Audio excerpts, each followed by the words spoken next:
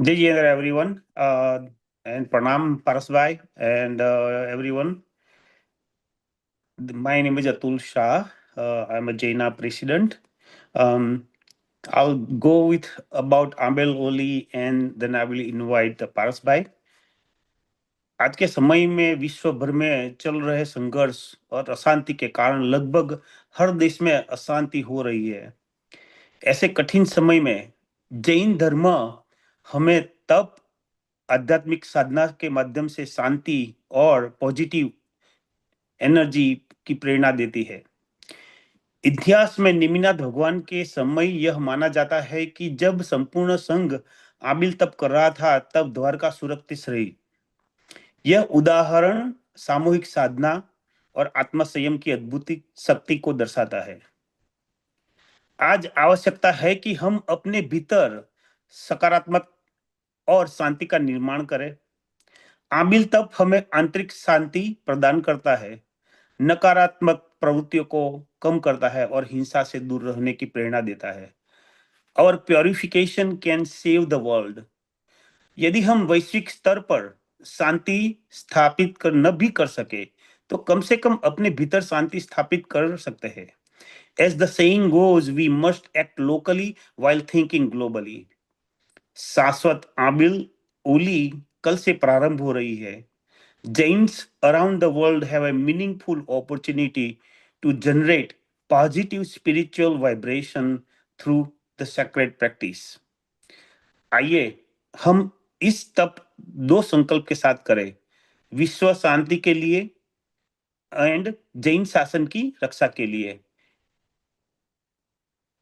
व्यक्तिगत रूप से मुझसे ये 9 दिन का आमिल नहीं हो सकता है, फिर भी एज ए जैना प्रेसिडेंट आई विल डू 9 दिन तक हम मैं एकासना करूंगा। साथ में जो चांस मिलेगा तो आबिल भी कर लूंगा। So this is saying that I start and everyone can join in this tub for Abil or the Ikasna. It is my great privilege and honor to welcome a truly remarkable scholar and spiritual guide, Pandit Parsbhai Shah. Pandit ji is not only an extraordinary speaker on Jain philosophy, but also a deeply respected dignitary who has dedicated his life to spreading the timeless principle of Jainism. He brings with him a wealth of knowledge, experience, and spiritual depth.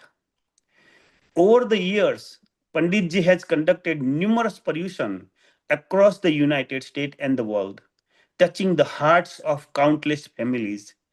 Our community members have always felt enriched, motivated, and spiritually uplifted after listening to him. On behalf of Jaina, I extend our heartfelt gratitude for his continued guidance and presence among us. Let us all give a warm and respectful welcome to Pandit Parasbhai Saha and open our hearts to his enlightening words. Thank you. Parasbhai, હવે આપનું પ્રવચન સાંભળવાનો લાભ આપો. નમો હરિહંતા નમો સિદ્ધાનમ નમો આયર્યાનમ નમો ઉવજ્જાયાનમ નમો લોએ સવ્વસા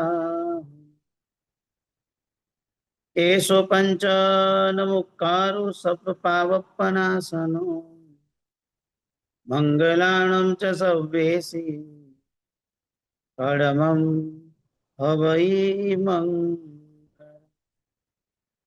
મંગલમ ભગવાન વીરો મંગલમ ગૌતમ પ્રભુ મંગલમ સ્થૂલભદ્રાદ્ય જૈનો ધર્મોસ્તુ મંગલમ નમો દુર્વાર રાગાદિ વૈરીવાર નિવારિને અર્હતે યોગિનાથાય મહાવીરાયતાય ઓમકારમિન્દ સંયુક્તમ નિત્યમ ધ્યાયન્તિ યોગિના કામદમ મોક્ષદમ ચૈવ ઓમકારાય નમો નમઃ પન્નગે ચ સુરેન્દ્રે ચ કૌશિકે પાદ સંસ્પૃશી નિર્વિશેષ મનસ્કાય શ્રી વીર સ્વામિને નમઃ કલ્યાણ પાદવારામ શ્રુતા ગંગા હિમાચલ વિશ્વાંભોજરવીમ દેવ વંદે શ્રી ખ્યાત નંદન અજ્ઞાનતિમિરાંધાનામ જ્ઞાનાંજન શલાકયા નેત્રમન્મિલિतं येन તસ્મૈ શ્રી ગુરવે નમઃ. તસ્મૈ શ્રી ગુરવે નમઃ. અરિહંત નમો વળી સિદ્ધ નમો આચાર્યવાચક સાહુ નમો દર્શન જ્ઞાન ચારિત્ર નમો તપયે સિદ્ધ ચક્ર સદા પ્રણમો તપયે સિદ્ધ ચક્ર સદા પ્રણમો. અનંત ઉપકારી અનંત કલ્યાણને કરનારા તારક તીર્થંકર શ્રવણ ભગવાન મહાવીર સ્વામીએ આ સંસાર સમુદ્રથી તરવા માટે અને મોક્ષ સુખની પ્રાપ્તિ પ્રાપ્ત કરવા માટે ધર્મ તીર્થની સ્થાપના કરી. નવપદની હોળીના પ્રથમ દિવસ તરફ આપણું પ્રયાણ. પ્રથમ દિવસ આજનો આપણો પ્રવચનનો વિષય રહેશે aryan.com. આરંત્ય શક્તિનો વિશિષ્ટ પુંજ, આરંત્ય શક્તિની વિશિષ્ટ રચના અને આરંત્ય પદનું વિશિષ્ટ મૂલ્યાંકન આજે આપણે સમજવાનો એક પ્રયત્ન કરશું. અદ્ભુત મળેલા જૈન શાસનના અદ્ભુત કિનારે બેઠેલા આપણા બધાને માટે સૌથી વિશિષ્ટ પુણ્યનો પુંજ જો કોઈ પણ હોય તો તે આરંત્ય પદ છે. કલિકાલ સર્વજ્ઞ હેમચંદ્ર શ્રી મહારાજા શકલારહત સૂત્રની અંદર પ્રથમ ગાથાની અંદર બહુ અદ્ભુત વાત લખે છે. શકલારહત પ્રતિષ્ઠાણમ શિવ શ્રિય ભૂર્ભુવ સ્વસ્ત્રૈષાણમ આરહંત્યમ પ્રણિધત. એ અર્યંતપણાનું અમે ધ્યાન કરીએ છીએ. કોઈ વ્યક્તિગત અર્યંત નહીં, પણ આરંત્ય શક્તિનું, એ આરંત્ય પદનું અમે ધ્યાન કરીએ છીએ. જે આરંત્ય પદ કોણ? તો લખ્યું છે સકલ અર્યંતો જેમાં પ્રતિષ્ઠિત છે, મોક્ષરૂપી લક્ષ્મી જેમાં અધિષ્ઠિત છે, પાતાળલોક, પૃથ્વીલોક અને સ્વર્ગલોક ત્રણેયના જે માલિક છે, એવા આરંત્યપણાનું અમે પ્રણિધાન કરીએ. એવી વિશિષ્ટ પદ પદવી, વિશિષ્ટ પુણ્યનો પુંજ, વિશિષ્ટ ગુણના માલિક, વિશિષ્ટ શક્તિનો સ્ત્રોત અને વિશિષ્ટ ભાવનાની વિશિષ્ટ અનુભૂતિ જો કોઈની પણ પાસે હોય તો તે આરંત્ય પદ પર બિરાજિત અરિહંતો પાસે છે. ઘણી વખત આપણે લોગસ સૂત્ર બોલ્યું અને લોગસ સૂત્રની જયારે વાત આવે એમાં પહેલું પદ મૂકીએ લોગસ ઉજો કરે ધમ્મ તિથ્થ યરે જીને, અને પછી તરત શબ્દ આવે અરિહંતે કિત્થઈસમ. લોકમાં ઉદ્યોગ કરનારા અને ધર્મ તીર્થની સ્થાપના કરનારા એવા અરિહંત પરમાત્માનું હું કીર્તન કરીશ, એવી આરંત્ય શક્તિનું હું કીર્તન કરીશ. અરિહંત વ્યક્તિ, અરિહંત શક્તિ, આરંત્ય પદ, કયું અદ્ભુત એ આ પદ હશે કે જે પદની અંદર કેટલા કેટલા કેટલા માધ્યમો જોડાયેલા છે. એનો યત્કિંચિત પ્રયત્ન આપણે કરશું. સૌથી પ્રથમ નંબરમાં અરિહંત. નમો અરિહંતાણમ પદ મુક્તાની સાથે નમસ્કાર મહામંત્રમાં જેમને પહેલો નમસ્કાર કરેલો છે. આપણે બધા જ જાણીએ છીએ સર્વ કર્મનો ક્ષય કરીને સિદ્ધ મોક્ષમાં પધાર્યા છે, અને 4 ઘાતી કર્મનો ક્ષય કરીને અઘાતી કર્મ બાકી રાખીને અરિહંત આ જગતમાં વિચરણ કરતા હોય, અષ્ટમા પ્રાત્યાર્યથી શોધતા હોય, અને તેઓ પોતે આ જગતના જીવોનો ઉપકાર કરવાનું કાર્ય કરતા હોય. સંપૂર્ણતા જેમને પ્રાપ્ત કરી છે એને પણ જણાવનાર, એ માર્ગને બતાવનાર જો કોઈ પણ હોય તો તે અરિહંત છે. માટે સૌથી પ્રથમ માર્ગ દેશક, માર્ગ ઉપદેશક એવા અરિહંત પરમાત્માને આપણે યાદ એમને નમસ્કાર કરીએ છીએ. કારણ કે જે ઉપકાર છે, જો એમને ઓળખ ન કરાવી હોત તો આ અરિહંત પદનું આપણે સામ્રાજ્ય કેવી રીતે પ્રાપ્ત કરી શક્યા હોત. આ ઓળખ કરાવનારા જો કોઈ પણ હોય તો તે અરિહંત પરમાત્મા હતા. એવી આરંત્ય પદની આજે આપણે મંગલ શરૂઆત કરશું. અરિહંત એટલે કોણ? નંબર 1, ગુણોનું પાવર હાઉસ એટલે દરેકે દરેક ગુણોની ઉત્પત્તિ સ્થળની પરાકાષ્ઠા અને બધા ગુણોની અનુભૂતિનું જો ટોપ લેવલનું ક્ષેત્ર જો કોઈ પણ હોય તો અરિહંત છે. વિશિષ્ટ શક્તિઓ જ્યાંથી પ્રગટીકરણ થાય. ક્યારેક ક્યારેક પરમાત્માના મેં ગઈકાલે પણ જે વિષયમાં વાત કરી હતી કે કર્મ સત્તા છે, એના પર ધર્મ સત્તા છે, એના પર પ્રભુ સત્તા છે. આ હું કહું અને તમે માની લો એમ નહીં, તમે અનુભવો તો જ તમને એની મજા આવશે. મેં તમને કીધું તમે સ્વીકારી લીધું એમ સ્વયં તમે પ્રભુની પાસે બેઠા હો અને પ્રભુ સાથે તમે જ્યારે તન્મય થયા હો, તદ સ્વરૂપ બન્યા હો, એકાકાર બન્યા હો, તદ અંજનતા પ્રાપ્ત થઈ હોય અને પ્રભુ સાથેની જે અમૃત અનુષ્ઠાન સાથેનું જોડાણ થયું હોય અને જે આનંદની કૃપા તમને પ્રાપ્ત થાય, માઇન્ડ બ્લોઈંગ, આપણે એની કલ્પના પણ ન કરી શકીએ એવી વિશિષ્ટ શક્તિ સાથેનું એ જોડાણ છે. ગુણોના પાવર હાઉસ સાથે જોડાણ છે. શક્તિનો વિશિષ્ટ મહાપુંજ એટલે અરિહંત. કેવી અમાપ શક્તિ છે, કેવી અમાપ શક્તિ. 3 ભાવ પહેલા જયારે અરિહંત પરમાત્મા જગતમાં બિરાજી અને એ વખતે પ્રભુની અંદરથી જે ભાવનાનો રસથાળ તૈયાર થયો, જો હોવે મુજ શક્તિ ઈસી સવી જીવ કરું શાસન રસી. પ્રભુ અંદરથી જયારે મને કેવી શક્તિ પ્રગટીકરણ થાય, આ જગતના તમામે તમામ જીવોને તારા શાસનના, પ્રભુના શાસનના માર્ગના રસિયા બનાવી દઉં.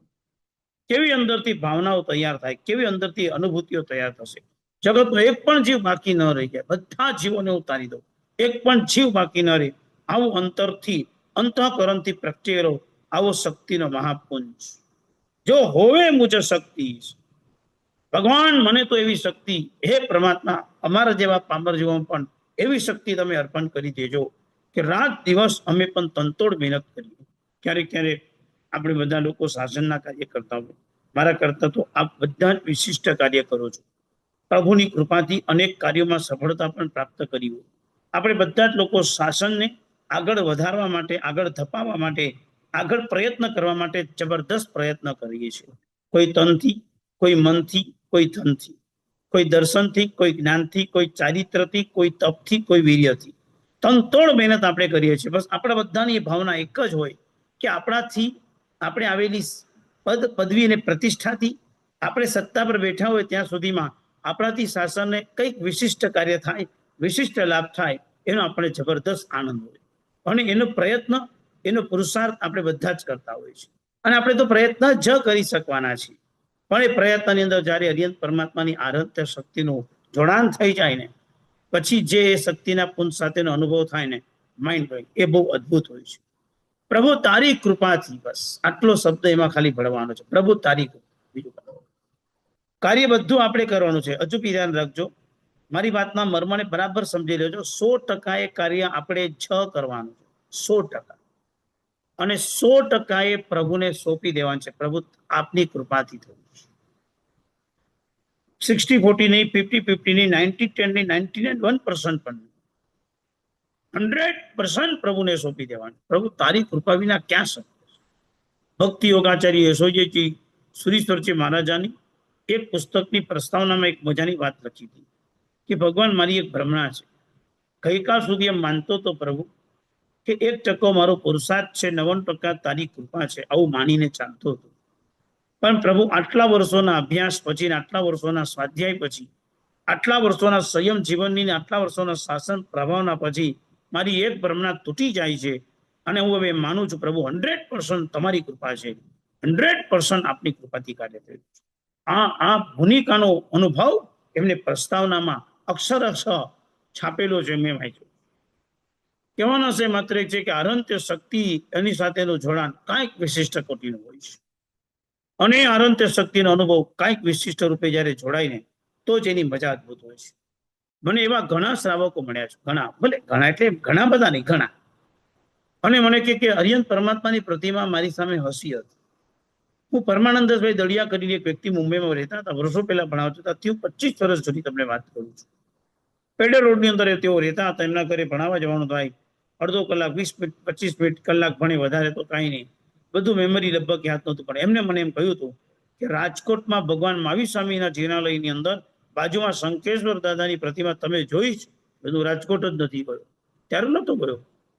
કારણ કે એ ભગવાન બહુ અદભુત છે, તમે દર્શન કરજો. એ ભગવાન મારી સામે જોરદાર હસ્યા.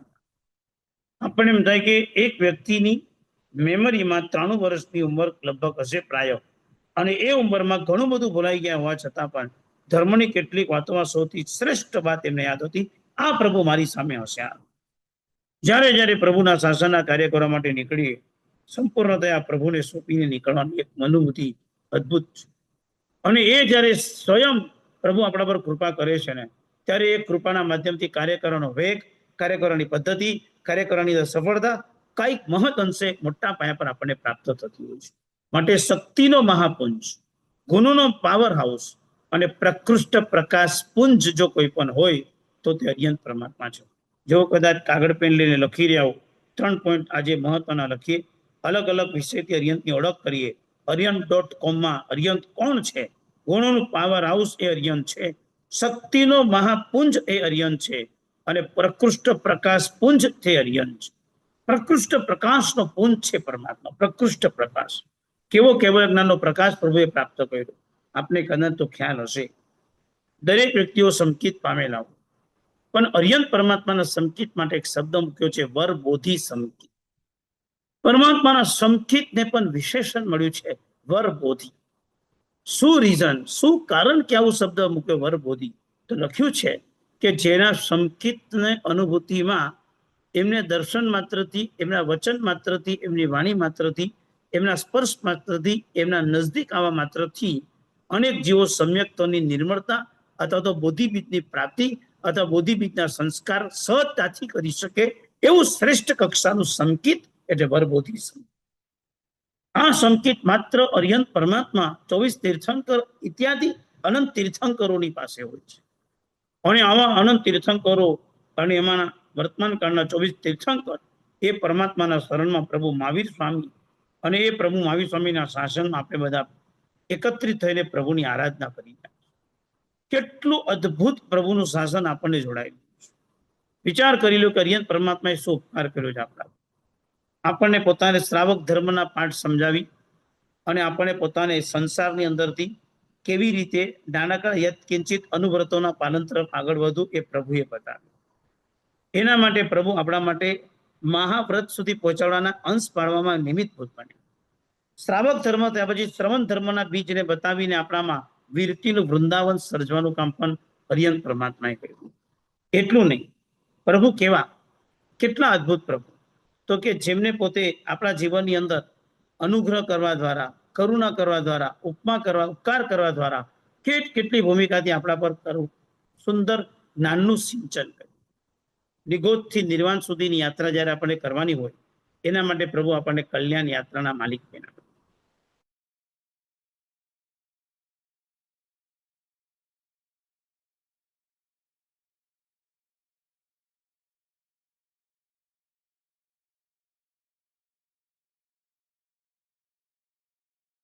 પારસભાઈનો વોઇસ મ્યુટ થઈ ગયો.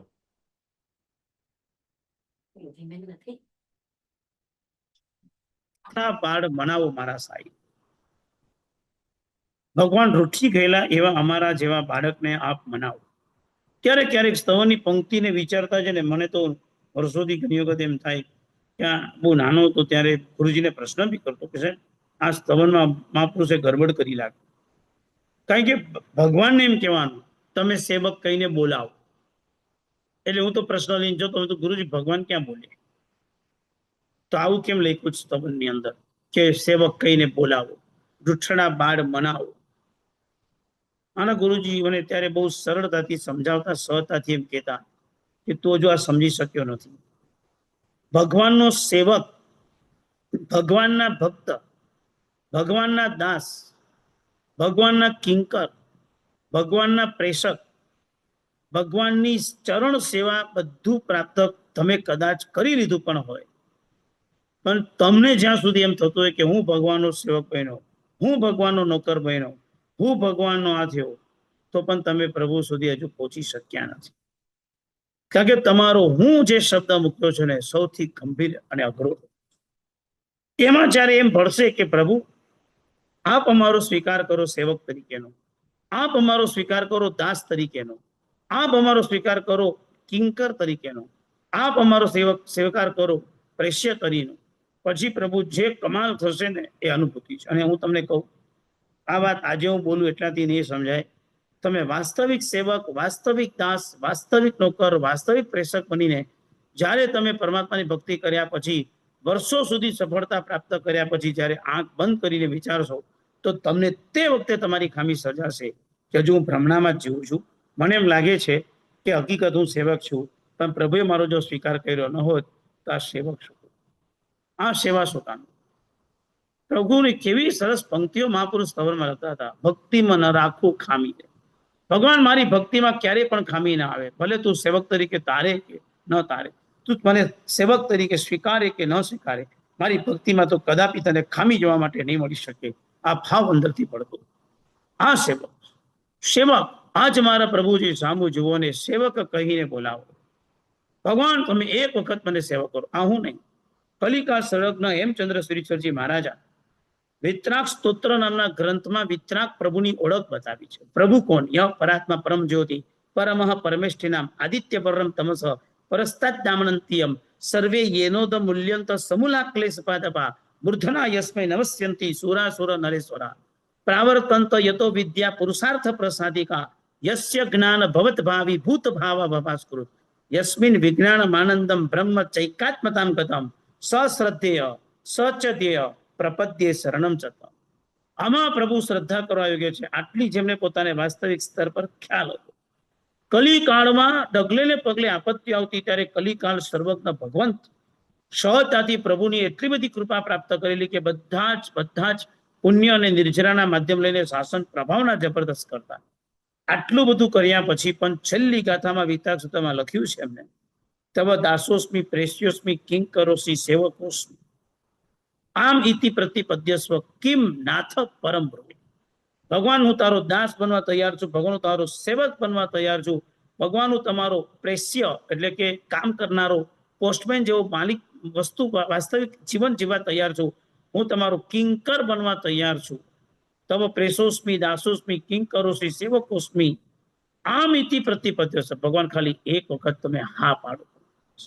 લાઈનમાં આવવા છું પ્રભુ. કતાર લાગી છે ભક્તોને, એમાં હું પણ ઉભો છું પ્રભુ.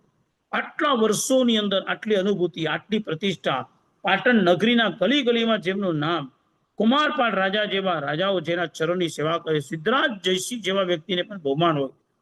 સિદ્ધ એમ વ્યાકરણ નામનો ગ્રંથ રચીને જૈન શાસ્ત્રને અનમોલ જેમને ભેટ આપી હોય, રણચંડી દેવીને મંત્રથી જેને બાંધી દીધી હોય, અમાસના રાત્રિમાં આકાશમાં પૂનમનો ચાંદ બતાવીને શાસન પ્રભાવને જેમને કરી હોય, આટલી શક્તિ સંપન્નતા ધારણ કરનાર મંત્રીઓ જેમના સેવક હોય, 3.5 કરોડ શ્લોકની રચના એક માતાના ઉપકાર માટે જેમને રચી દીધી હોય, નાની વયમાં જે પોતે પાટ ઉપર બેસીને ચંગો તરીકે પ્રસિદ્ધ બનેલા કલિકાળ સર્વજ્ઞ બની શક્યા હોય, કોલસાના ઢગલા પર બેસાડીને દેવ ભાગી ગયો અને હીરાની ખાણ થઈ ચૂકી હોય, આટલા શક્તિ સંપન્ન મહાન વ્યક્તિ પણ ભગવાનની પાસે એમ કે ભગવાન પ્લીઝ 4 ઓપ્શનમાંથી કોઈ બી એક ઓપ્શન સિલેક્ટ કરું.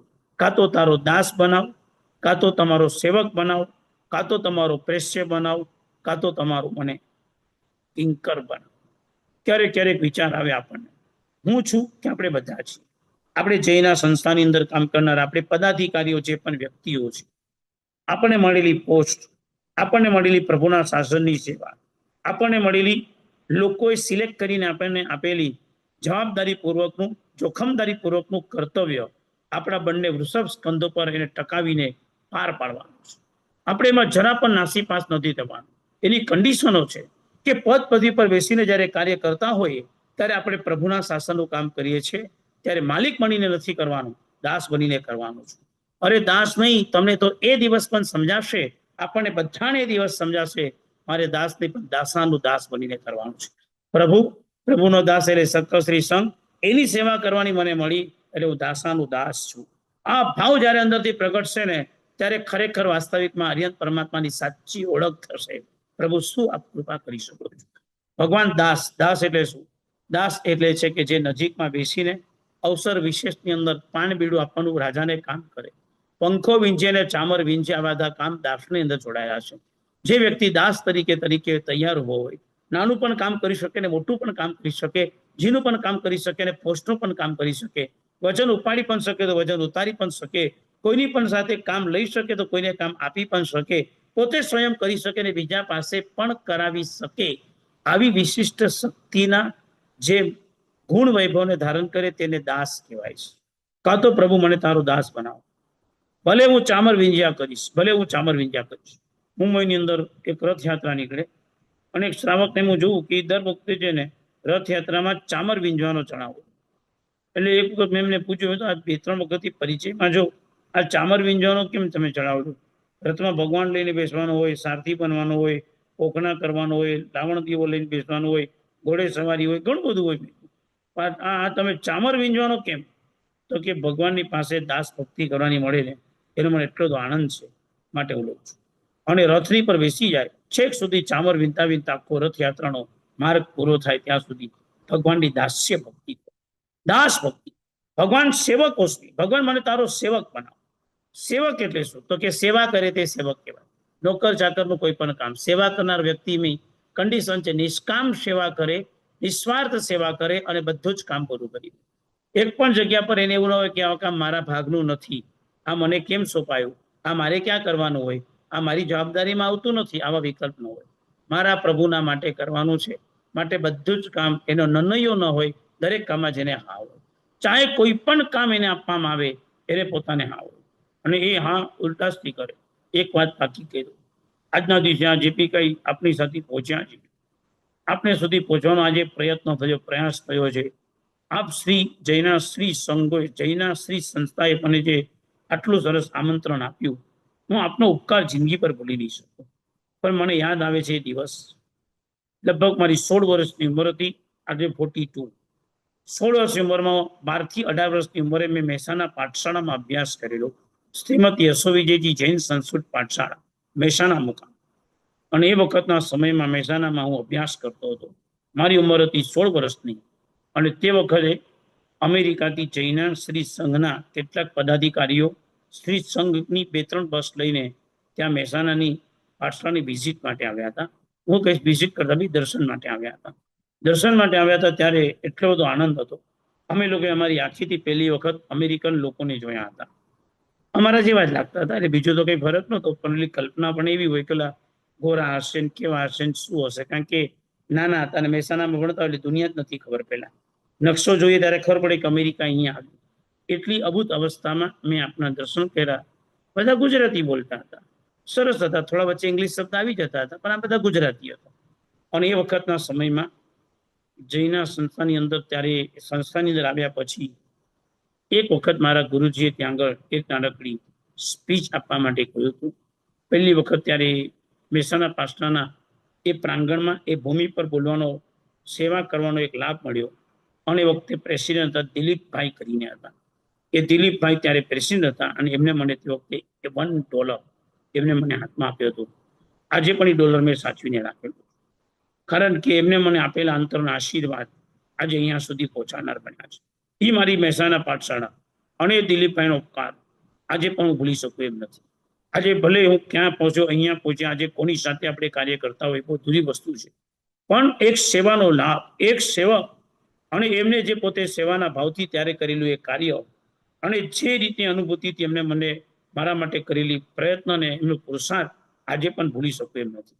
બસ કહેવાના છે માત્ર એક છે કે એક નાનકડું નિમિત્ત અરિહંત પરમાત્માના સેવા કરવાનો આપણને લાભ મળે. સેવક તરીકેનું કામ એટલે કોઈ પણ પ્રકારની નાનામાં નાની સેવા કરવા માટે પણ આનંદ.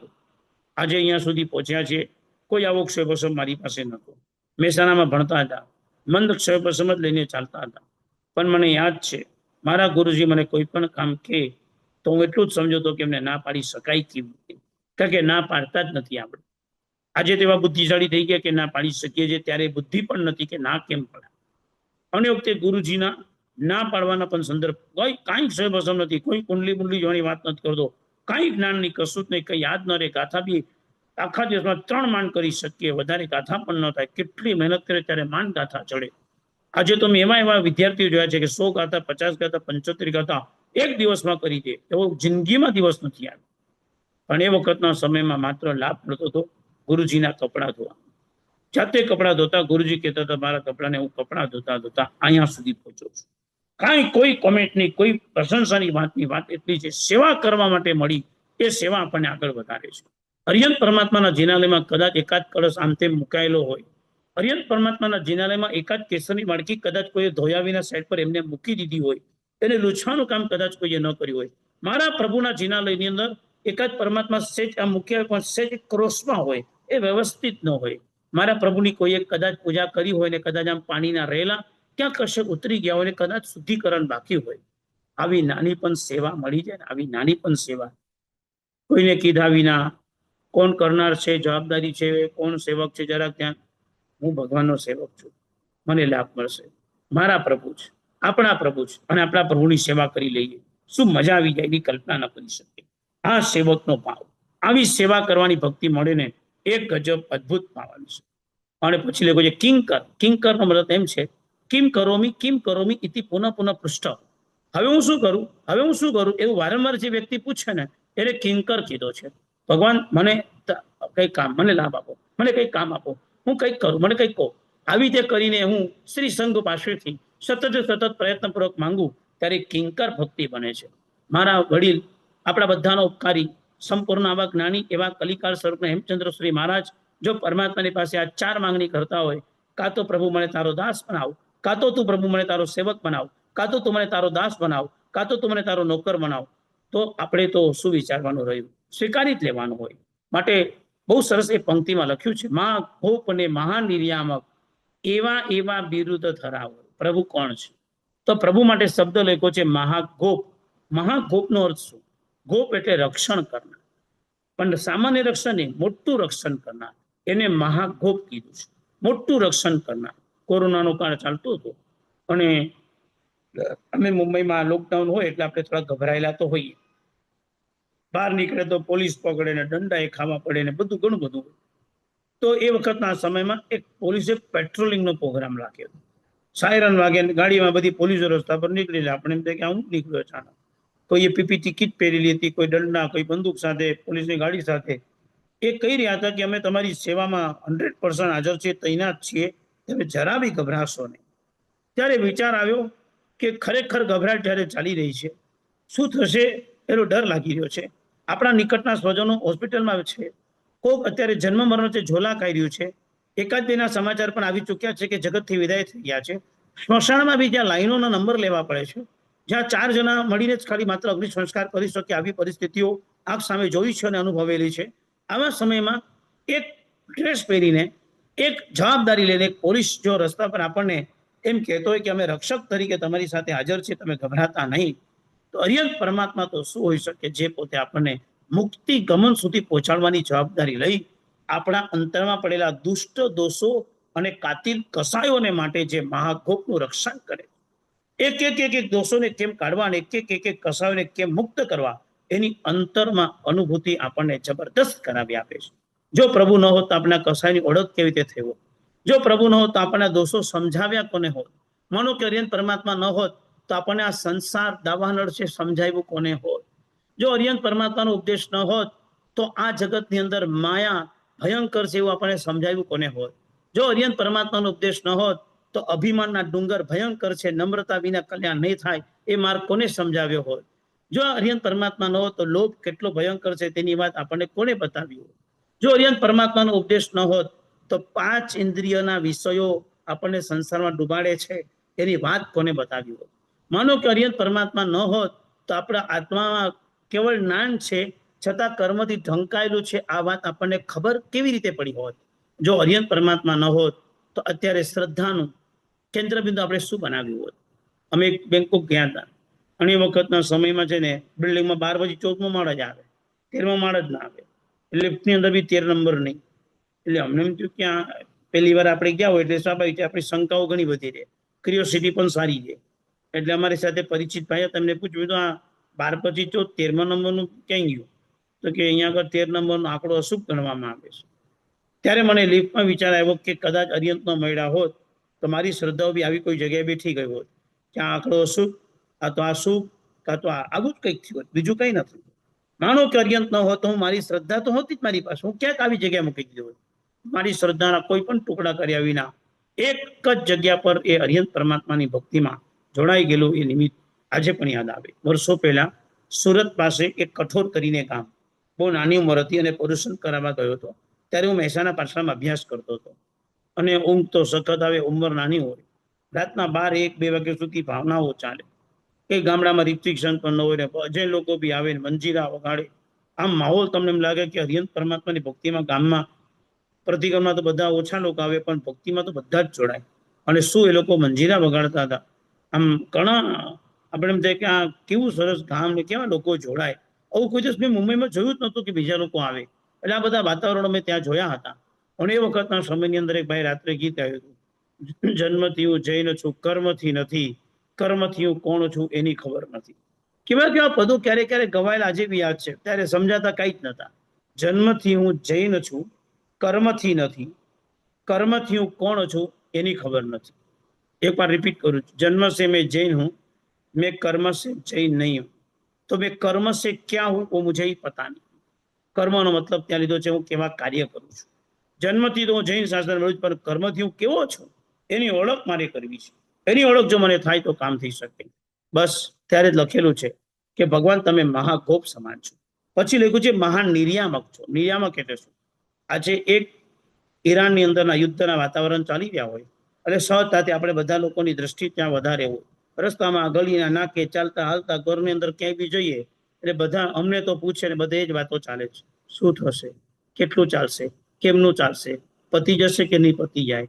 હવે જે ઘટના બનવાની છે તે બનવાની છે, આ કઈ ઇઝીલી પતે એવું બધું ન હોય, આ તો લાંબુ ચાલે. પરંતુ એ વખતના સમયની અંદર એક ગેસનું ભારતને માટે જ્યારે વાતાવરણ થનારું એક માટલું સ્ટીમર જ્યારે પહોંચે ત્યારે આમ હર્ષની અનુભૂતિ થાય.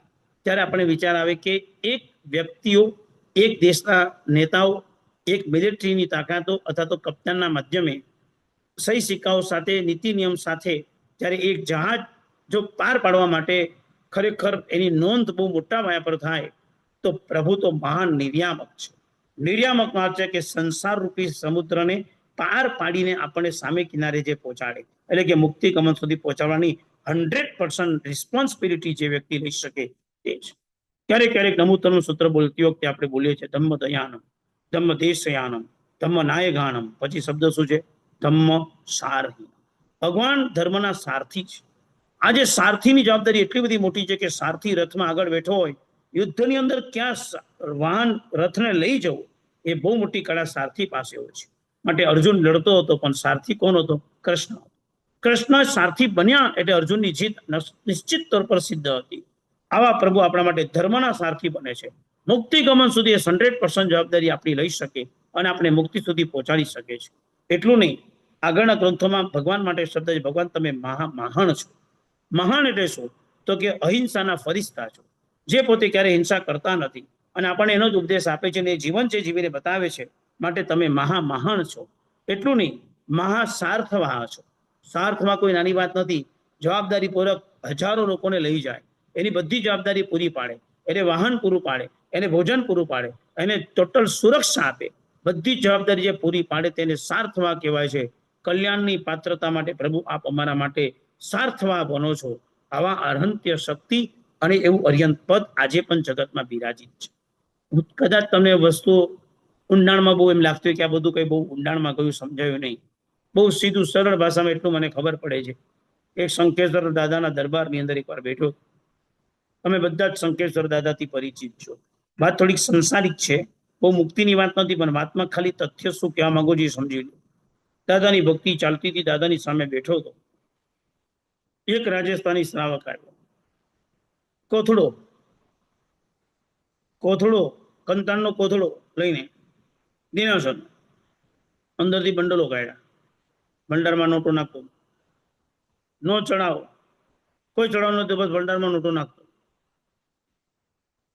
જોયા કરીએ, નોટો નાખ્યા કરે, આમ જોયે જ નહીં, નોટો ભરતો જ જાય.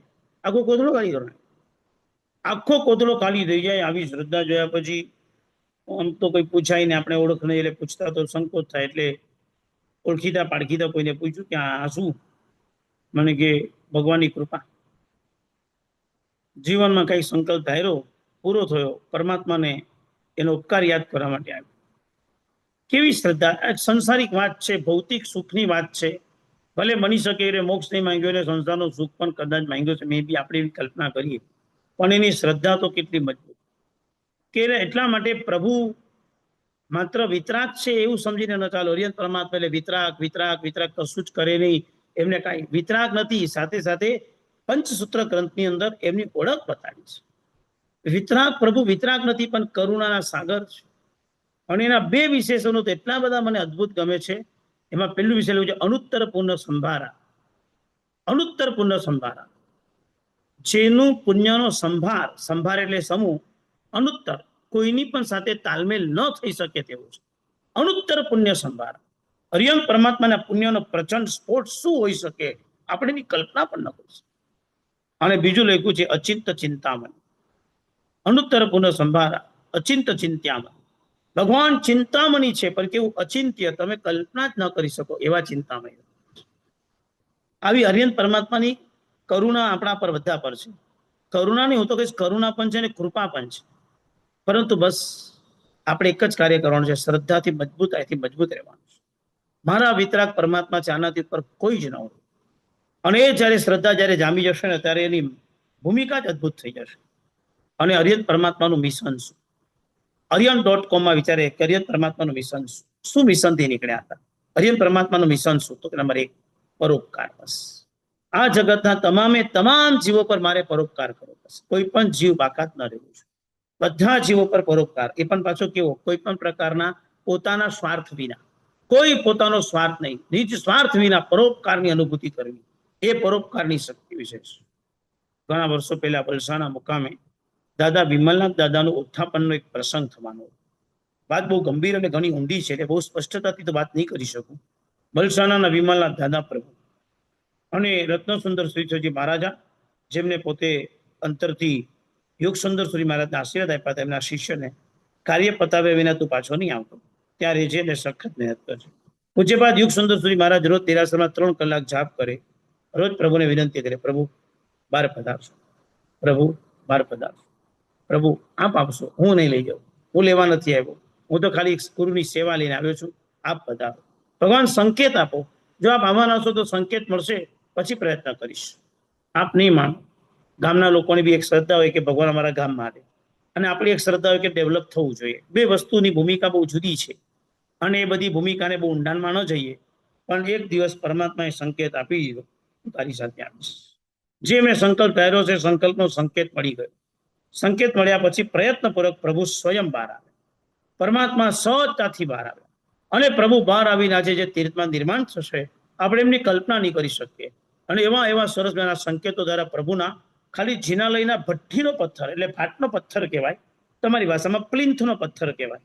એ પ્લિન્થના પથ્થર માટે 120 લાભાર્થીઓએ પ્લિન્થનો પથ્થર પૂજનીય બનાવીને દેરાસરના પ્રાંગણના કામ શરૂઆત કર્યા. અરિહંત પરમાત્મા જ્યારે સ્વયં પોતાની કૃપા અને પોતાના સ્વ બળે જ્યારે પધારે, તેની અનુભૂતિ કંઈક અદભુત હોય છે. ભલે કદાચ એને પથ્થરની પ્રતિમા કદાચ કોઈ માને, ભલે શિલ્પી કદાચ એને પથ્થરથી ઘડતા હશે, પણ જ્યારે એમાં અંજન થાય, જ્યારે સૂર્ય મંત્રનો વાર્ષક્ષેપ થાય, જ્યારે એમાં નમસ્કાર મહામંત્રની સાધના થાય, જ્યારે કોઈ યોગી પુરુષ એની અંદર બળ અને પ્રાણ પૂરે, પછી એ પરમાત્મામાં જે પૂજનીયતા પ્રાપ્ત થાય ને, તો લખ્યું છે આપણે ત્યાં, જીન પ્રતિમા જીન સારીખી સુખદાય, ભગવાનની પ્રતિમા ભગવાન સરખી બની જાય છે. અને પછી સરખી બનેલી પરમાત્માની પ્રતિમા શું સર્જન ન કરી શકે, આપણે એમની વિચારણા ન કરી શકીએ. અને એટલા માટે જ લોટાણા ગામ પણ ભૂલી શકાય નહીં, રાજસ્થાનનું.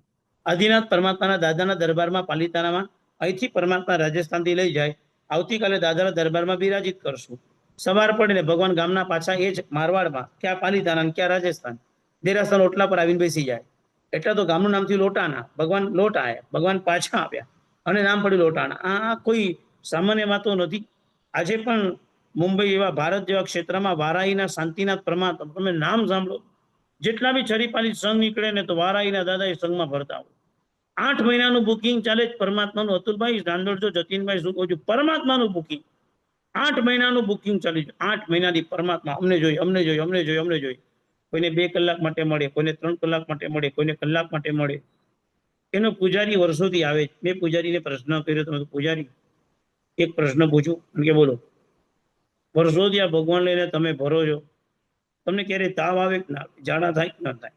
મારો પ્રશ્ન ખોટો નથી, સમજી રાખજો. કારણ કે આપણે આટલા સશક્ત અવસ્થામાં ચાલીએ તો વર્ષે એક વખત તો તાવ આવે જ. મને કે દાદા બેઠો છે ને, મને કઈ તકલીફ, હું સેવા કરું છું 18 વર્ષથી, મને 18 વર્ષથી તાવ નથી આવ્યો. એમાંથી મારું આગળ બોલવાનું બંધ થઈ ગયું. તો હવે અમને પૂછું છું, મારો દાદા બેઠો છે, દાદા મને સાચવે છે, આટલો શબ્દ બોલ્યો ત્યાં જ પૂરું થઈ ગયું. જે પ્રભુને લઈને સંઘમાં આરાધના અને ભક્તિ કરાવવા જાય એને તાવ પોસિબલ જ નથી. એટલો નિષ્પુરો વ્યક્તિ છે. આપણી શ્રદ્ધાઓ ગાંડી જોઈને પણ એનું રૂવાટું ન પડે કે એને કેટલું પ્રાપ્ત થઈ ગયું છે. વારાઈના દાદા લઈને પૂજારી કામે કામ ભરે. અરે પરમાત્માનો મહિમા, જ્યાં પ્રભુ બિરાજી થાય અને રંગ ભગવાન તમે એની કલ્પના ન કરો. જે દીક્ષામાં આજ દિન સુધી 260 દીક્ષામાં એમને નિશ્રા આપી, 260. ચૌમુખજીમાં એક ભગવાનની પોતે વિરાજિત હોય અને દીક્ષાર્થીની દીક્ષા સક્સેસ.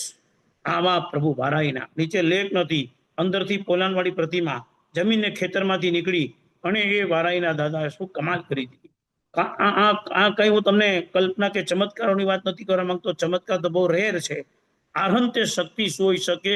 એક પરમાત્માની પ્રતિમાની પર જે આચાર્ય શ્રી ભગવંતે અંજન કર્યું હશે, પ્રાણ પૂર્યા હશે, કેવા એમને સાક્ષાત જીવન કર્યા હશે, કેવા ગુણ વૈભવથી ભર્યા હશે કે અત્યારે વર્તમાનમાં આપણા બધા જીવોનું કલ્યાણ કરવા માટે આ પ્રભુની પ્રતિમા જગતમાં વિચરણ કરી રહી છે. આ વિશિષ્ટ શક્તિ આહંત્ય શક્તિમાં છે.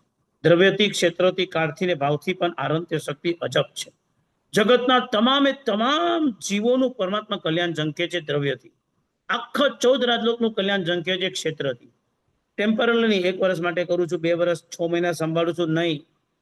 ભગવાન સાદી અનંત કાળ, આજે તને મોક્ષમાં લીધા પછી જીવન અનંત કાળ સુધી હું તને એમાંથી ઓછું નહીં કરું. અનંત કાળ, સાદી અનંત, સ્ટાર્ટ ટુ નેવર એન્ડિંગ, આટલા સુધી પ્રભુ આપણને કલ્યાણ કરે. અને ભાવથી વિચારવા જઈએ તો પરમાત્મા સાઈક ભાવ, એમાં બી સર્વોત્કૃષ્ટ સુખના માલિક બનીને આપણને પણ માલિક કરે છે. તમે ક્યારે એવું સાંભળ્યું છે? શેઠ પાસે નોકર કદાચ બહુ વફાદારી પૂર્વક કામ કરે તો શેઠ એને પોતાના તુલ્ય બનાવી. સાંભળ્યું તમે? બની શકે પગાર વધારો થાય, બની શકે એને પ્રમોશન કરી શકે, બની શકે કે કદાચ આગળ વધીને 50% પાર્ટનર બનાવી શકે. આટલા સુધી મેં જોયું છે, બની શકે. પણ 100% એ ઓલાને પોતાના તુલ્ય બનાવી દે એવું તો એક્ઝામ્પલ પ્રાય કરીને આપણને અહીંયા અત્યારે જણાતું નથી. માટે તો ભક્તામર સ્તોત્રની અંદર મજાની ગાથા લખી છે. ભગવાન નાત્યત ભૂતમ ભુવન ભૂષણ ભૂતનાથ ભૂતેર ગુણેર ભુવિ ભવંતમ અભિષ્ટવંત તુલ્યા ભવંતી ભવતો નનુ તેન કિંવા ભૂત્યાશ્રિતમ યયનાત્મ સમમ. નાત્યદ્ભુતમ ભુવન ભૂષણ ભૂતનાથ, હે ભુવનના ભૂષણ સમાન, હે પ્રાણીના નાથ. એમાં કઈ બહુ મોટું આશ્ચર્ય નથી કે લોકો તમને પૂજે, લોકો તમારી શ્રદ્ધા કરે, લોકો તમને સ્તવના કરે. તો છે જ પ્રભુ. કારણ કે સૌથી મોટો ગુણ પ્રભુ એ છે, તુલ્યા ભવંતી ભવતો નનુ તેન. તમે પ્રભુ જેને તમે તમારી સાથે રાખો છો, જે ભક્તને, જે સેવકને, જે તમે તમારી પાસે રાખો છો, એને તમે તમામ તુલ્ય ઇક્વલ કરો છો. તુલ્યા ભવંતી ભવતો નનુ તેન કિંવા ભૂત્યાશ્રિતમ યયનાત્મ સમમ કરો. મેં જોયું છે કે ઐશ્વર્યથી, સંપત્તિથી પણ કોઈ શેઠ પોતાના નોકરને પોતાના તુલ્ય કરી શકે એવું આ જગતમાં એક એક્ઝામ્પલ દેખાતું નથી. અને આપ જે કેવળનાન આપણી પાસે એ જ ભક્તને એ જ કેવળનાન. ભગવાન મહાવીર સ્વામી પાસે જે કેવળનાન હતું, ગૌતમ સ્વામી પાસે એ જ કેવળનાન. ભગવાન મહાવીર સ્વામી પાસે જે અનંત ગુણો ખુલ્યા હતા સાઈક ભાવના, એ જ અને એટલા જ પ્રમાણના સાઈક ભાવના અનંત ગુણો ગૌતમ સ્વામી પાસે. કાંઈ મીનમેક ફરક નહીં. કર્યંતુ વધારે ક્વોલિટી વાળું નામનું લો ક્વોલિટી વાળું, never, equal, same to same, કાંઈ ફરક નહીં. પ્રભુ આ કેટલું મોટું આશ્ચર્ય છે. મને આ બહુ મોટું આશ્ચર્ય લાગે છે કે આ જગતમાં મને આવો કોઈ વ્યક્તિ ન મળે, એ અરિહંત પ્રભુ આપ છો. આ આહંત્ય શક્તિ. સવિજીવ ગુરુ શાસનની ભાવનામાં ઉભો થયેલો રસ્તાળ, આ આહંત્ય ભક્તિ. સવિજીવ ગુરુ શાસનની ભાવનાથી ઉભો થયેલો આ પ્રેમનો પુંજ, આ આહંત્ય ભક્તિ. અને આહંત્ય ભક્તિની અનુભૂતિ અહીંયા સુધી થઈ શકે છે. માટે તમે આને આપણે બધા જ નમુત્થનું સ્તોત્ર બોલે છે. બોલો જીનાનમ, પછી જાવયાનમ, તિન્નાનમ, તારયાનમ, બુદ્ધાણમ, બોહયાનમ, બુદ્ધાણમ, મોગાણમ. કદાચ તમે ચૈત્યવંદન ભાષ્યનો અભ્યાસ કર્યો હોય ને તો નમુત્થનમની 10 પ્રકારની સંપદા આવે છે. પેલી સંપદા સ્તોતવ્ય સંપદા, જે થોવ સંપયા હોય એમ પેલી સંપદાઓ છે. એમાં આ સંપદાનું નામ લખ્યું છે નિજ સમ ફલદ. નિજ એટલે પોતાના, સમ એટલે ઇક્વલ, ફલદ એટલે ફલને આપનાર. પોતાની પાસે જે છે એ 100% એ આપે છે. નિજ સમ ફલદ, પોતાની પાસે જે છે તે 100% આપી દેવું, આવું જે પોતે નક્કી કરે એ નિજ સમ ફલદ નામની સંપદા છે. પોતે તર્યા અને બીજાને એ જ માર્ગે તારે છે. પોતે બોધ પામ્યા અને બીજાને એ જ પ્રમાણે બોધ પમાડે છે. કોઈ મિલમેક ફરક નહીં, કોઈ મિલમેક ફરક નહીં. કેવું હશે ઠંડન ઋષિ કેસરિયા મોદક કોરીને જયારે પાછા આવ્યા છે, નિયમ લીધો છે ભગવાનની પાસે કે ભગવાન મને મારા પોતાના સ્વલબ્ધિથી જયારે મળે ત્યારે મારે પારનું કરું. રાજકુળમાં જન્મેલા દીકરાને લાભાંતરે કર્મનો એવો ઉદય આવ્યો છે. કોઈ એને કોચરી કશું વરાવતા નથી. પ્રાય 6 મહિનાનો ઉપવાસ થઈ ગયા છે. અને આજે કુદરતી ભોજનની અંદર કેસરિયા મોદક મળ્યા છે. ખાલી ભગવાન પાસે ખુલાસો, ભગવાન શું આજે કર્મ ખપી ગયું લાભાંતરે? સ્વલબ્ધિથી મળ્યા? ભગવાન કીધું ના. તને રસ્તામાં કૃષ્ણ મહારાજે વંદન કર્યા. ઓલા શેઠીના ઘરમાંથી જોયું એટલે એમ થયું કે કૃષ્ણ મહારાજા વંદન કરે એટલે મહાન મુનિઓ છે, આપણે ઓરાવા જોઈએ. એટલે કૃષ્ણના વંદનના કારણે તને આ લાડવા મળ્યા છે, તારા પુણ્યથી મળ્યા નથી. ભગવાન તો આ કપી શકે નહીં, તો મારે હવે એને પરઠવા જવું છે. હવે પરમાત્મા જુઓ, એમ પણ કહી શકતા હતા કે નિર્દોષ છે, બાજુમાં રહેલા બધા સાધુની ભક્તિ કરીને તું ભક્તિ કર નહીં.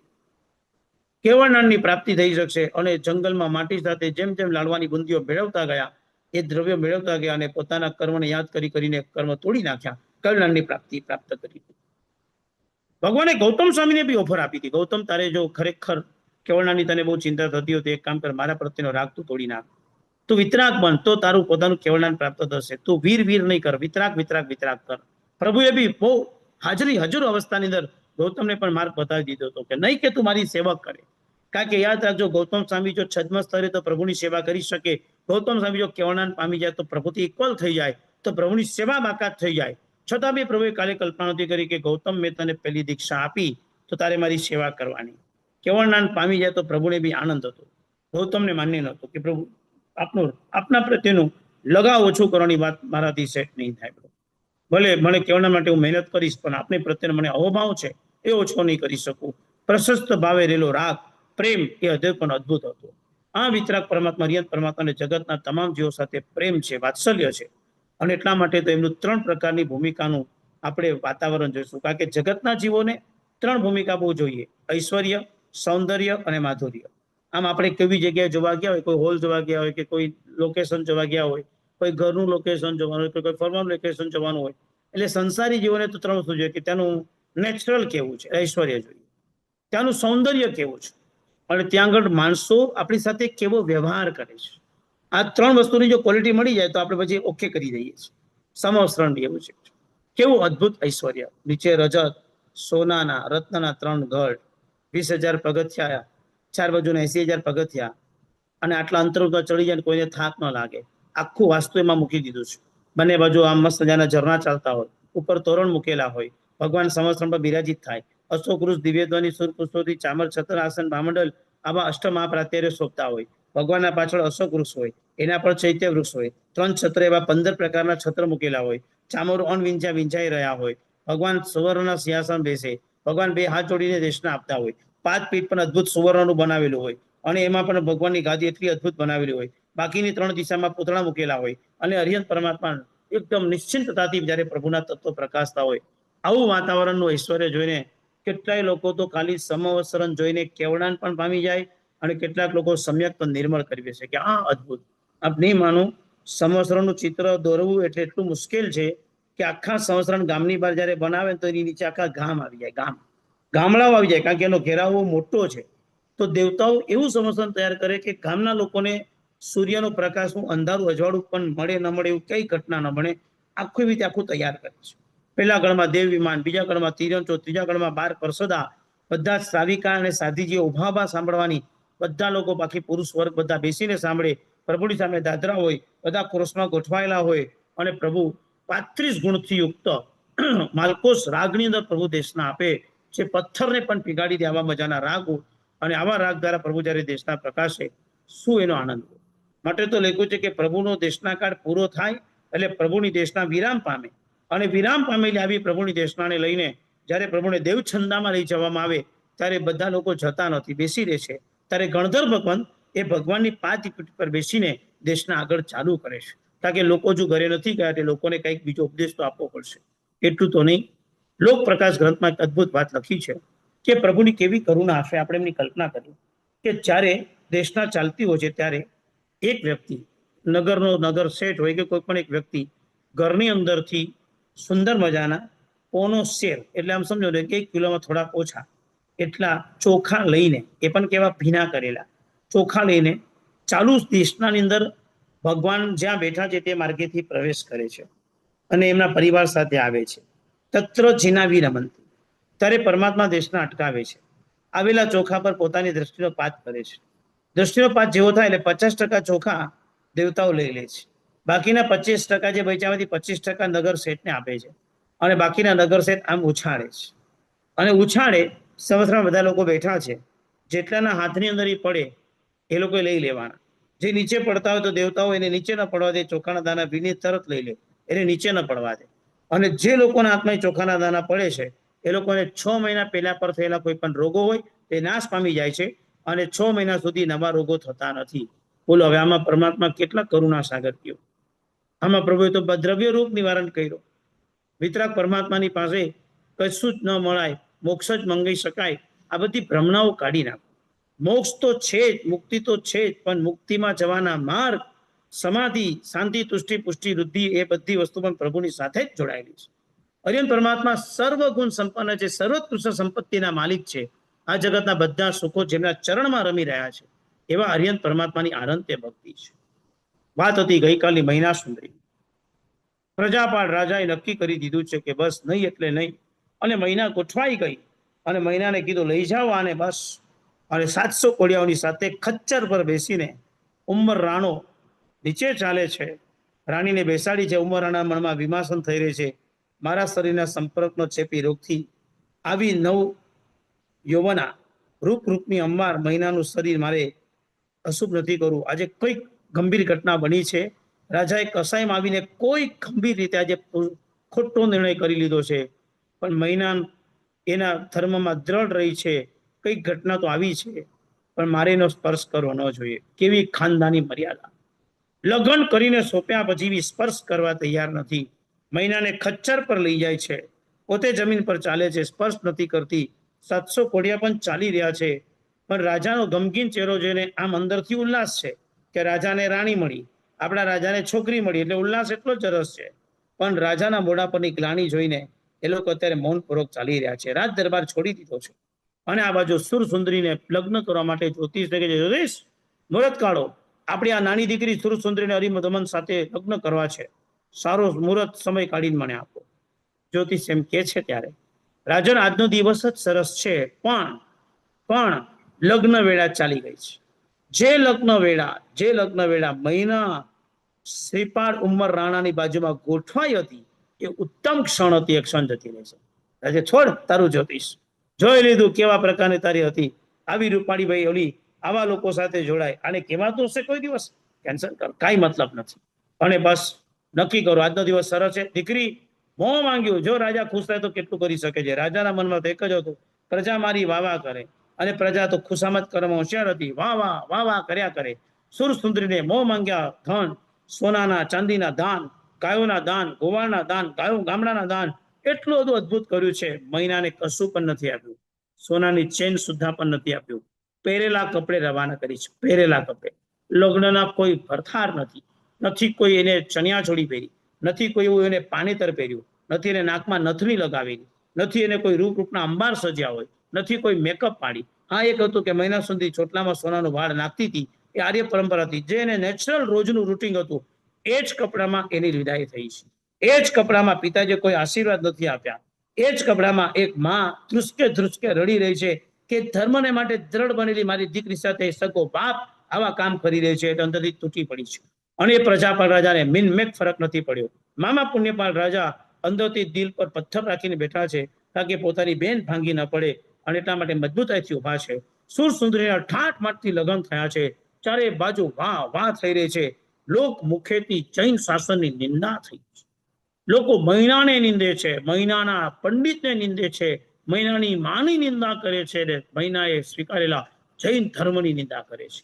યાદ રાખજો, ગંભીરતાથી ક્યારેય પણ નિંદામાં પડતા નહીં, સાંભળતા નહીં, વાંચતા નહીં અને કરતા નહીં. નેવર. મેં જોયું છે તીર્થંકરની, સાધુ સાધ્વીજી ભગવંતની, સંઘમાં સારા શ્રાવક શ્રાવિકાઓની તમામની નિંદા કરનાર વ્યક્તિ ઇનડાયરેક્ટ તીર્થંકરની જ આસાધના કરે છે. કારણ કે તીર્થંકર જે તીર્થને નમસ્કાર કરે છે, નમો તીર્થસ્સ, એ જ તીર્થ, એની આપણે નિંદા કરશું તો ઇનડાયરેક્ટ ભગવાનની જ આસાધના છે. બધાની કાર્ય પદ્ધતિ અલગ હોય, બધા કઈ આપણા પ્રમાણે કાર્ય કરતા ન હોય, બધાના સાથે આપણે તાલમેલ થશું જરૂર નથી, પણ નિંદા તો નથી જ કરવાની. ખોટું સાચું નિર્ણય એ જેને કરો એ કરે, નિંદા તો નથી જ કરવાની. એ વિષયમાં તો આપણે બહુ ક્લિયર રહેવાનું છે. અને જે વ્યક્તિ સાધુ સાધુની નિંદા કરે છે તેને આ જ ભવમાં એના વિપાક એટલે કર્મના ફળ ભોગવવા પડે છે. આત્માને બચાવી દેજો. 18 પાપસ્થાનકમાં આ પાપ છે, નિંદા મારે નથી કરવી. હું કોઈની નિંદા કરતો નથી ને સાંભળ, મારી સાથે વાત જ નહીં કરવાની, બસ. અને જુઓ અહીંયા મૈના સુંદરી બધાને જોઈ રહી છે એક જ ભાવનાથી, એ જરાય વિષાદમાં નથી પડી. રસ્તામાં ચાલતા બી એના મુખાકૃતિ પર આનંદ છે, પ્રભુના સિદ્ધાંતને વળગી રહેવાનો આનંદ છે. ખાલી અંતરમાં એક જ હૃદય કારણસર રડી રહ્યું છે. એની નિંદા થાય છે એની જ એને પરવા નથી, કારણ કે બહુ નિર્મળ સમયથી હતી. અને ધર્મ પામેલો વ્યક્તિ હંમેશા ખુશ હોય કે એની નિંદા થાય તેને ચાલે, કે ખબર છે કે લોકો કરે, કારણ કે એ સ્ટેજ બધા જ તેઓ પાસ કરીને પછી ધાર્મિક બને છે. પણ એને એક વાતનો દુઃખ છે કે લોકો ભગવાનના શાસનની નિંદા કરીને જૈન ધર્મ પ્રત્યે દ્વેષી થઈ રહ્યા છે. એ લોકો પોતાનું આત્મકલ્યાણ ડુબાડી રહ્યા છે. એ લોકોના આત્માનું શું થશે, બસ આ ચિંતા એને ચાલી ગઈ છે. કેવું અદ્ભુત શાસન પામ્યા હશે, કેવી અર્યંત પરમાત્માની અનન્ય ભક્તિ કરી હશે, કેવા પંડિતજીઓ અભ્યાસ કરાવ્યા હશે ઘરની અંદર ઉપાધ્યાયજીઓએ, કે જેને કારણે એને આત્માનું ચિંતન છે, આત્મહિતની ખેવના છે, આત્મહિત કરવાની ભાવના અંદર રમી રહી છે, કે બસ એ જીવન હું કેમ આત્મકલ્યાણ કરું, બસ એ ભાવના રમી રહી છે. પહેલી રાત, જેને સંસારના ક્ષેત્રમાં તો કદાચ સુહાગ રાત કહેવાય છે, સૌભાગ્યની રાત કહેવાય છે, નવા નવ દંપતીને માટે આનંદની રાત કહેવાય છે. એ રાત મહિના માટે કંઈક જુદી હતી. એ રાત વિજય શેઠાણી માટે બહુ જુદી હતી. એ રાત જંબુ સ્વામી અને એની 8 પત્નીઓ માટે જુદી હતી. નેમ રાજુલ માટે એ રાત બહુ જુદી હતી. આવી એક રાત મધ્યરાત છે. 700 કોડિયાઓ જતા રહ્યા છે. નાનું એક ખંડ છે ને ખંડની અંદર મન પ્રકાશમાં એક દીવો ચાલી રહ્યો છે. મજાની સોડમ અને સુવાસ છે. ગાદીની ઉપર મહિના બેઠી છે, શ્રીપાલ ગાદીમાં આવવા તૈયાર નથી. ઉમર રાણો કે છે, મહિના એક વાત કહું, બોલો. આજે સવારના સમયમાં જે પણ કઈ ઘટના બની છે એનાથી મને બહુ રંજ છે. આઈ એમ રિયલી સોરી કે મારા કાને તારા પર આટલું દુઃખ લીધું છે. આપ જાણો છો કે મારા શરીરમાં જે રોગ છે એ રોગ બહુ ભયંકર ચેપી રોગ છે. સ્પર્શ માત્રથી આખું તારું આ શરીરની રૂપ યૌવનતા ખલાસ થઈ જશે. અમે બધા રોગી છીએ. મને હજુ બી બહુ લેટ નથી થયું.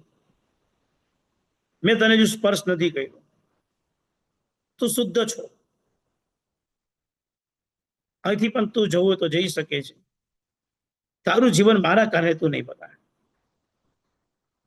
ક્યાં ઉમર રાણાની ખાનદાન, શરીર બગડ્યું છે, અંદરનું હૃદય કેટલું નિર્મળ છે. મારા કારણે તારું અને પિતાજી આ લીધેલું ડિસિઝન એને આંખ સામે દેખાતું હતું કે કેવો ગુસ્સામાં પિતા નિર્ણય કરે છે. કોઈ પિતાની નિંદા નથી કરતો.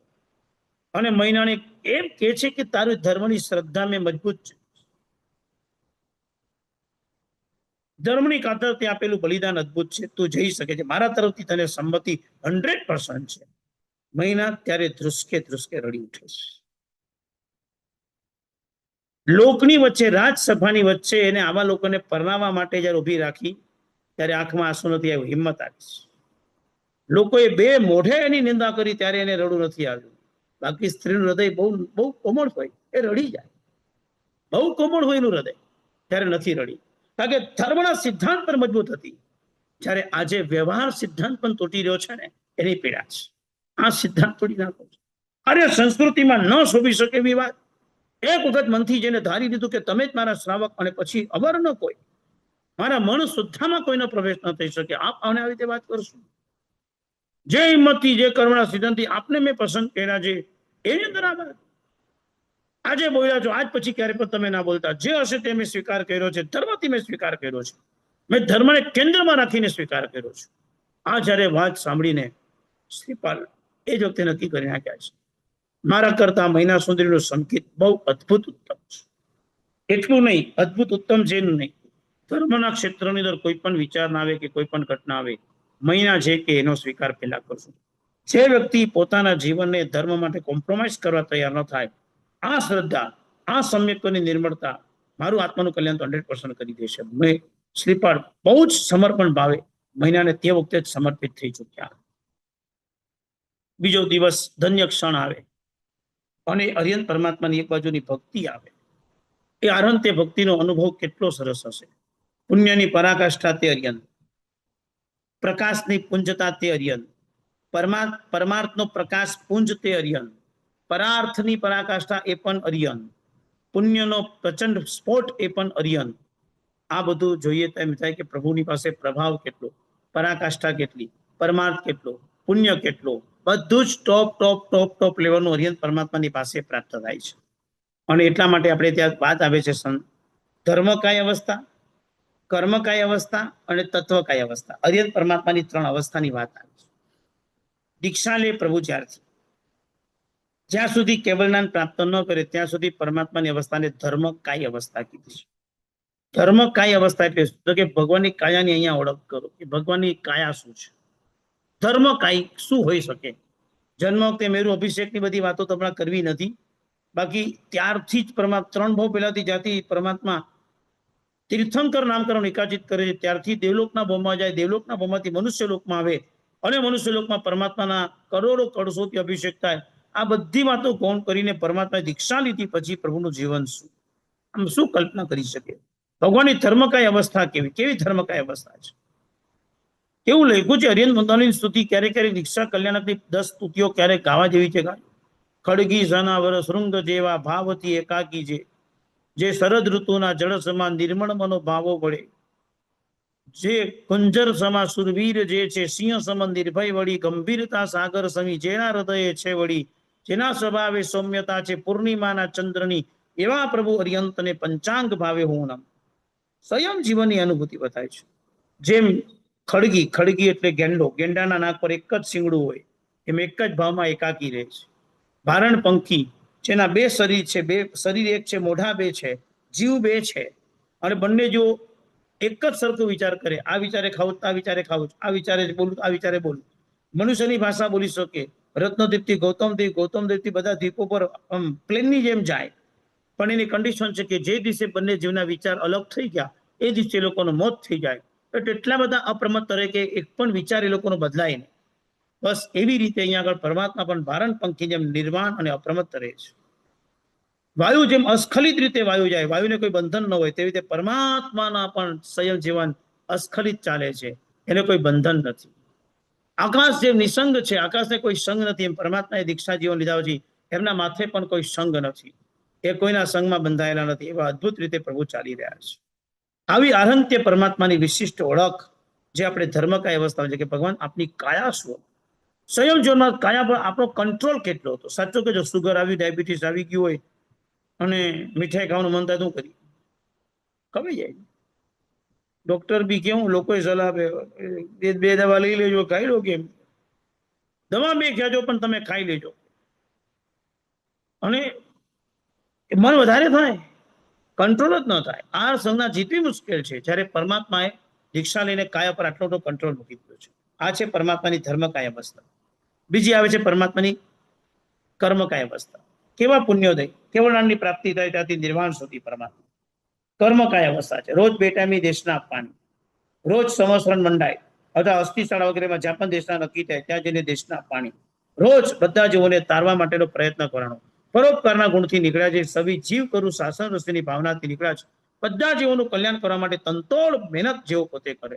દરેક જીવોને તંતોડ મહેનત કરીને મોક્ષ માર્ગ તરફ આગળ ધપાવવાનું જે કામ કરે, દરેકને માર્ગ દિશક બને, માર્ગ ઉપદેશક બને, નજીકના ગણધર માટે પરમાત્મા પુરુષની લોકની અંદર ઉત્તમ ઉદ્યોત કરનારા બને, આખા જગતને પ્રદ્યોત કરનારા બને, ગણધર માટે ભગવાન દીપક બને, ઉપન્ને એવા વિગમે એવા ધુવે એવા ત્રિપદી દ્વારા આખા ગણધર ભગવંતોને 14 પૂર્વનો પારગામી બનાવી અને મનપ્રજ્ઞાની ઉત્પત્તિ કરાવીને શ્રુત કેવલી બનાવી શકે.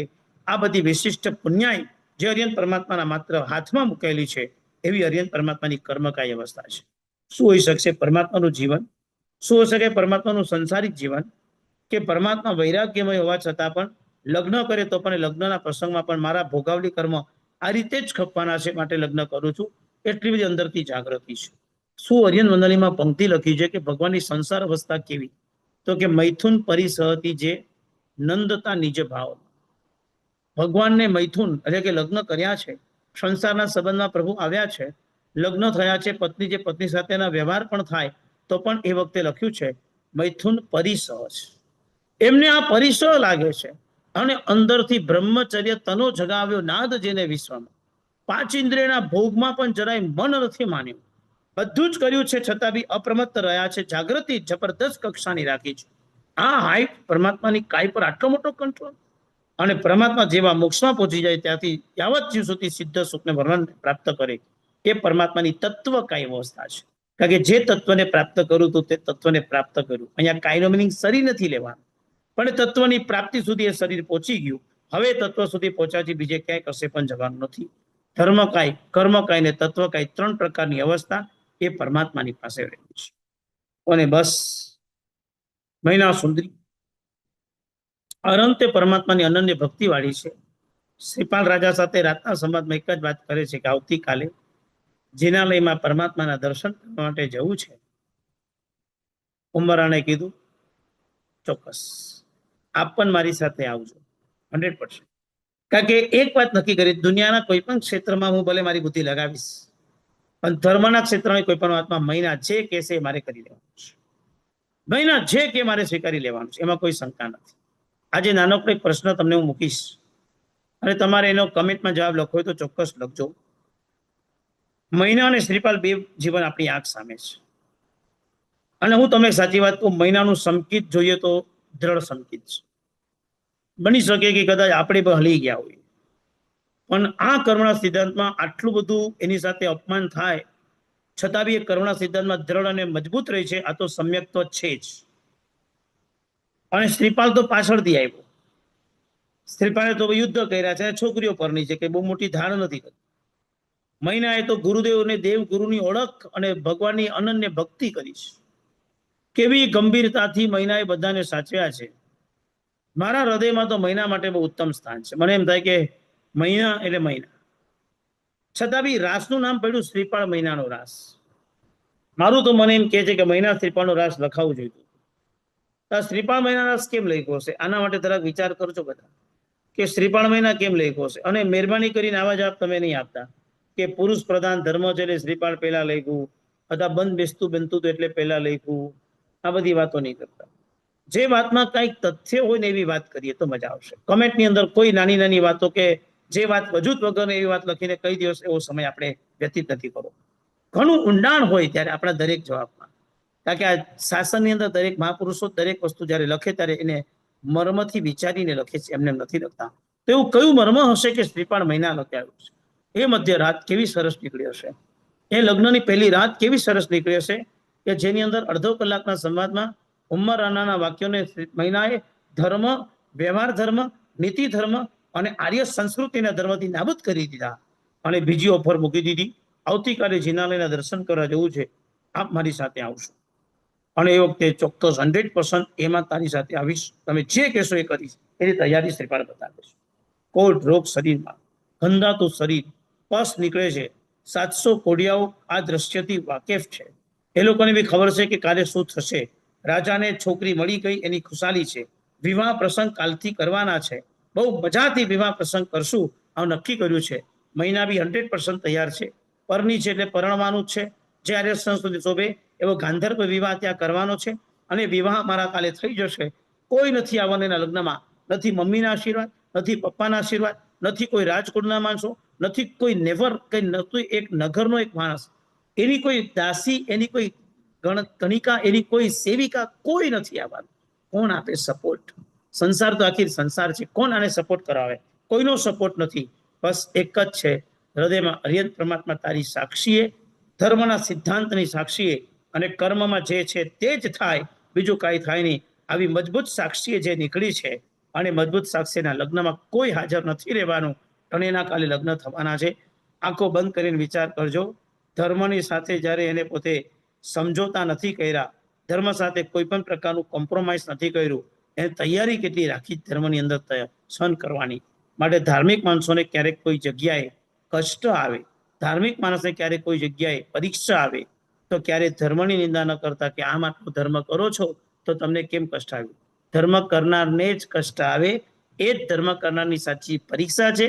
પરમાત્માની કૃપાથી એમાં એ પાર પણ પડે, અને પાર પડે એટલે એને સફળતા એટલી જ મળે, એમાં કોઈ મેનમેક ફરક નથી. આવી આરંત્ય શક્તિ, પરમાત્મા પ્રકર્ષ, આવી અંતમ અવસ્થા, પરોપકારનું જેને પોતાને નક્કી કરેલું એવું માધ્યમ અને મિશન, અને જેની સાથે સાથે અરિયંત પરમાત્માની જે ઓળખ, કરુણાના સાગર, અચિંત શક્તિ જુત્તા, જે વિચારી ન શકાય એવી શક્તિથી યુક્ત છે. અનુત્તર પુણ્ય સંભારા, જે અનુત્તર પુણ્યના સંભાર છે. ભવજલ હિપોઆ, સંસારથી સમુદ્રને તરવા માટે પોત સમાન છે. આવા અર્હંત પરમાત્માની વંદન ભક્તિ કરીને આજના દિવસે આપણે આરંત્ય પદને બહુ તાલમેલ સાથે હૃદયમાં બિરાજિત કરીએ. શ્રદ્ધામાં બસ એક જ વાત છેલ્લે કહીશ. એક નાનકડું સંગીતમાં ગીત ટ્રાવેલિંગ કરતો હતો ને ડ્રાઈવરે લગાવ્યું. ગાડી એની ડ્રાઈવરી, આપણે તો સામાન્ય એક મુસાફર હતા, પણ એ ડ્રાઈવર ગુજરાતી હતો અને મને કીધું ચલેગા ભજન, કીધું લગાવ, ભગવાન કા ભક્તિ का गीत है तो उसमें क्या दिक्कत है. અને એમાં ગીત આવી ગયું હતું, પ્રભુ આપકી કૃપા से मेरा सब काम हो रहा है, काम तो हो रहा है, काम तो तुम कर रहे हो, नाम मेरा हो रहा है. એટલો તો હલી ગયો આ પદ સાંભળીને ટ્રાવેલિંગમાં. અને વિચાર આવે, પ્રભુ આપકી કૃપા સે મેરે સબ કામ હો રહા હૈ. શબ્દો કદાચ આમ તેમ થતા છે મારા, આપની કૃપાથી બધા મારા કામ થાય છે. કામ તો હો રહા હૈ પર નામ મેરા હો રહા. બીજી પંક્તિમાં જે સંવેદના મૂકી છે, આપ કરો છો ને પ્રભુ નામ મારું થાય છે. આ તો ભગવાન વિચારી પણ નથી શકતો કે આટલી બધી કરુણા કૃપા આપ મારા પર કરો છો. બધું કરો આપ ને નામ મારું આવી જાય.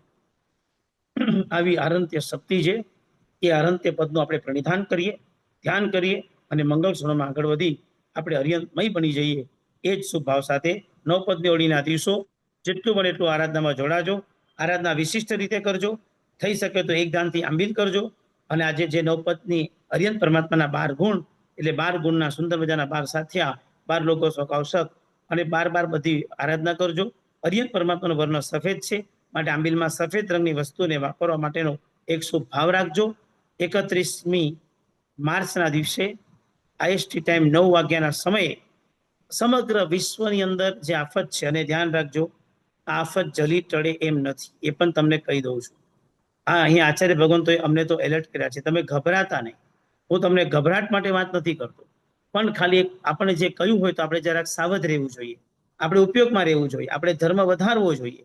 કારણ કે 26 અને 27 એના ચિંતાજનક બતાવ્યો છે આચાર્ય શ્રી ભગવંતોએ. મુંબઈની પરિસ્થિતિમાં તમને એટલું કહી શકું કે ઘણી જગ્યાએ આંબિલ શાળામાં ગેસ છે તો ક્યાંક ક્યાંક આંબિલ શાળામાં ગેસ ઓછા હતા પ્રમાણમાં પણ છે, માટે બધું એડજસ્ટ કરીને બેઠા છે. ઘણા લોકો ઘરે આંબિલ કરી રહ્યા છે, ઘણા લોકો આ વખતે ઓળી નથી પણ કરી શક્યા. ઉકળેલું પાણી પણ જેટલો ગેસ છે એટલું બનાવે તો પાણી પણ વધુ નથી, એટલે પાણી બધાએ ઘરેથી જ લાવવું, આવું પણ એક જગ્યાએ નક્કી કરવું પડ્યું છે. થઈ શકે એ બધું સારું છે, સુકામાળ છે, પણ નાની નાની આપત્તિઓ તો બધાને આવે. મોટાને મોટું દુઃખ હોય તો નાનાને નાનો દુઃખ તો આવે. આવા સમયમાં બહુ જ શ્રદ્ધાથી જાપનું માધ્યમ આશીષભાઈ અમદાવાદથી તેઓ એમને પોતાની સરસના ભાવ સાથે જોડાશે અને ઓમ રીમ અરહમ નમના જાપ તે આપણે બધા સાથે મળીને કરવાના છે. આ જાપમાં મેક્સિમમ આપણે બધા જોડાઈએ, કારણ કે જાપનું અને સમુદાયનું અને સામૂહિક પુણ્ય ઊભું થાય ને એની નવી તાકાત આપણને આવનારી આફત અને આપણને આપત્તિઓમાંથી આપણને યત્કિંચિત બચાવનાર બને છે. થઈ શકે એટલે નવકાર મંત્ર ગણજો અને આરાધનામાં મજબૂત રહેજો. અર્યંત પરમાત્માની પર પૂર્ણ શ્રદ્ધા રાખજો. ખરેખર અત્યારે આપણને બહુ સરસ ઓપોર્ચ્યુનિટી મળી છે, આમાં એવું બોલાય નહીં, ઇટ્સ અ ગોલ્ડન પીરિયડ કે આવા સમયમાં જ અર્યંત પરમાત્માની ભક્તિ આપણને શ્રદ્ધાવંત બનાવશે. એક બાજુ આ પરિસ્થિતિમાં જ અર્યંત પરમાત્માની ભક્તિ પર આપણને અંદરથી સુંદર ભાવ જાગશે અને આપણી બહુ જ શ્રદ્ધાથી ધર્મ કરી શકશું. અને જેમ તાવ આવે ત્યારે શરીરમાં કેટલા રોગ છે આપણને ખબર પડે, જ્યારે નબળો સમય ચાલતો હોય ત્યારે જ આપણે આપણા નજીકના કોણ છે એ આપણને ખબર પડે. એમ જ્યારે જગતમાં આપત હોય ત્યારે અર્યંત પરમાત્માની અચિંત્ય શક્તિ શું હોય ને, અને આપણી શ્રદ્ધા કેવી છે એની સાચી ઓળખ આપણને ત્યારે જ થઈ શકે. માટે પ્રયત્ન કરજો, પુરુષાર્થ કરજો અને અર્યંત પરમાત્માની ભક્તિમાં આગળ વધજો. જેનાના વિરુદ્ધ કાંઈ પણ બોલાયો તો મિચ્છામિ દુક્કડમ. હવે આપણે પ્રશ્નોત્તરી તરફ જઈશું. કોઈને કાંઈ પણ પ્રશ્ન પૂછવા હોય તો ચોક્કસ આપણે પ્રશ્નોત્તરી વિચારી લઈએ. આવતીકાલનું પ્રવચન સિદ્ધની ઉપર છે, સાચા સુખની ઓળખ એ સિદ્ધ ભગવાન પર આપણે પ્રવચન લઈશું. પારસભાઈ અતુલ બોલું છું. કાલે કયો મંત્ર નમો હરિહંતાણમ કયો મંત્ર કરવાનો, 20 જાપ મારા કરવાની હોય ને એ ઓમ રીમ નમો અરિયંતાનમ પદનો જાપ. ઓમ રીમ નમો અરિયંતાનમ એ પદનો જાપ 20 નવકાર વાળી ગણતરી. કોઈને પ્રશ્ન પૂછો તો પૂછી શકાય.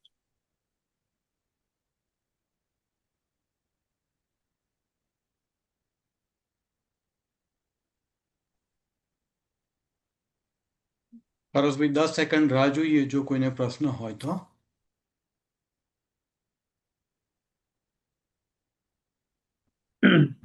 બહુ અદભુત આંબીલની હોળીમાં જૈનાના માધ્યમથી એટલું સરસ પ્રતિસાદ કે આપણે બધા દૂર દેશાંતરમાં બેસીને પણ આટલો મજાનો સ્વાધ્યાય હોળીના પ્રવચનના માધ્યમે કરી શકીએ છીએ.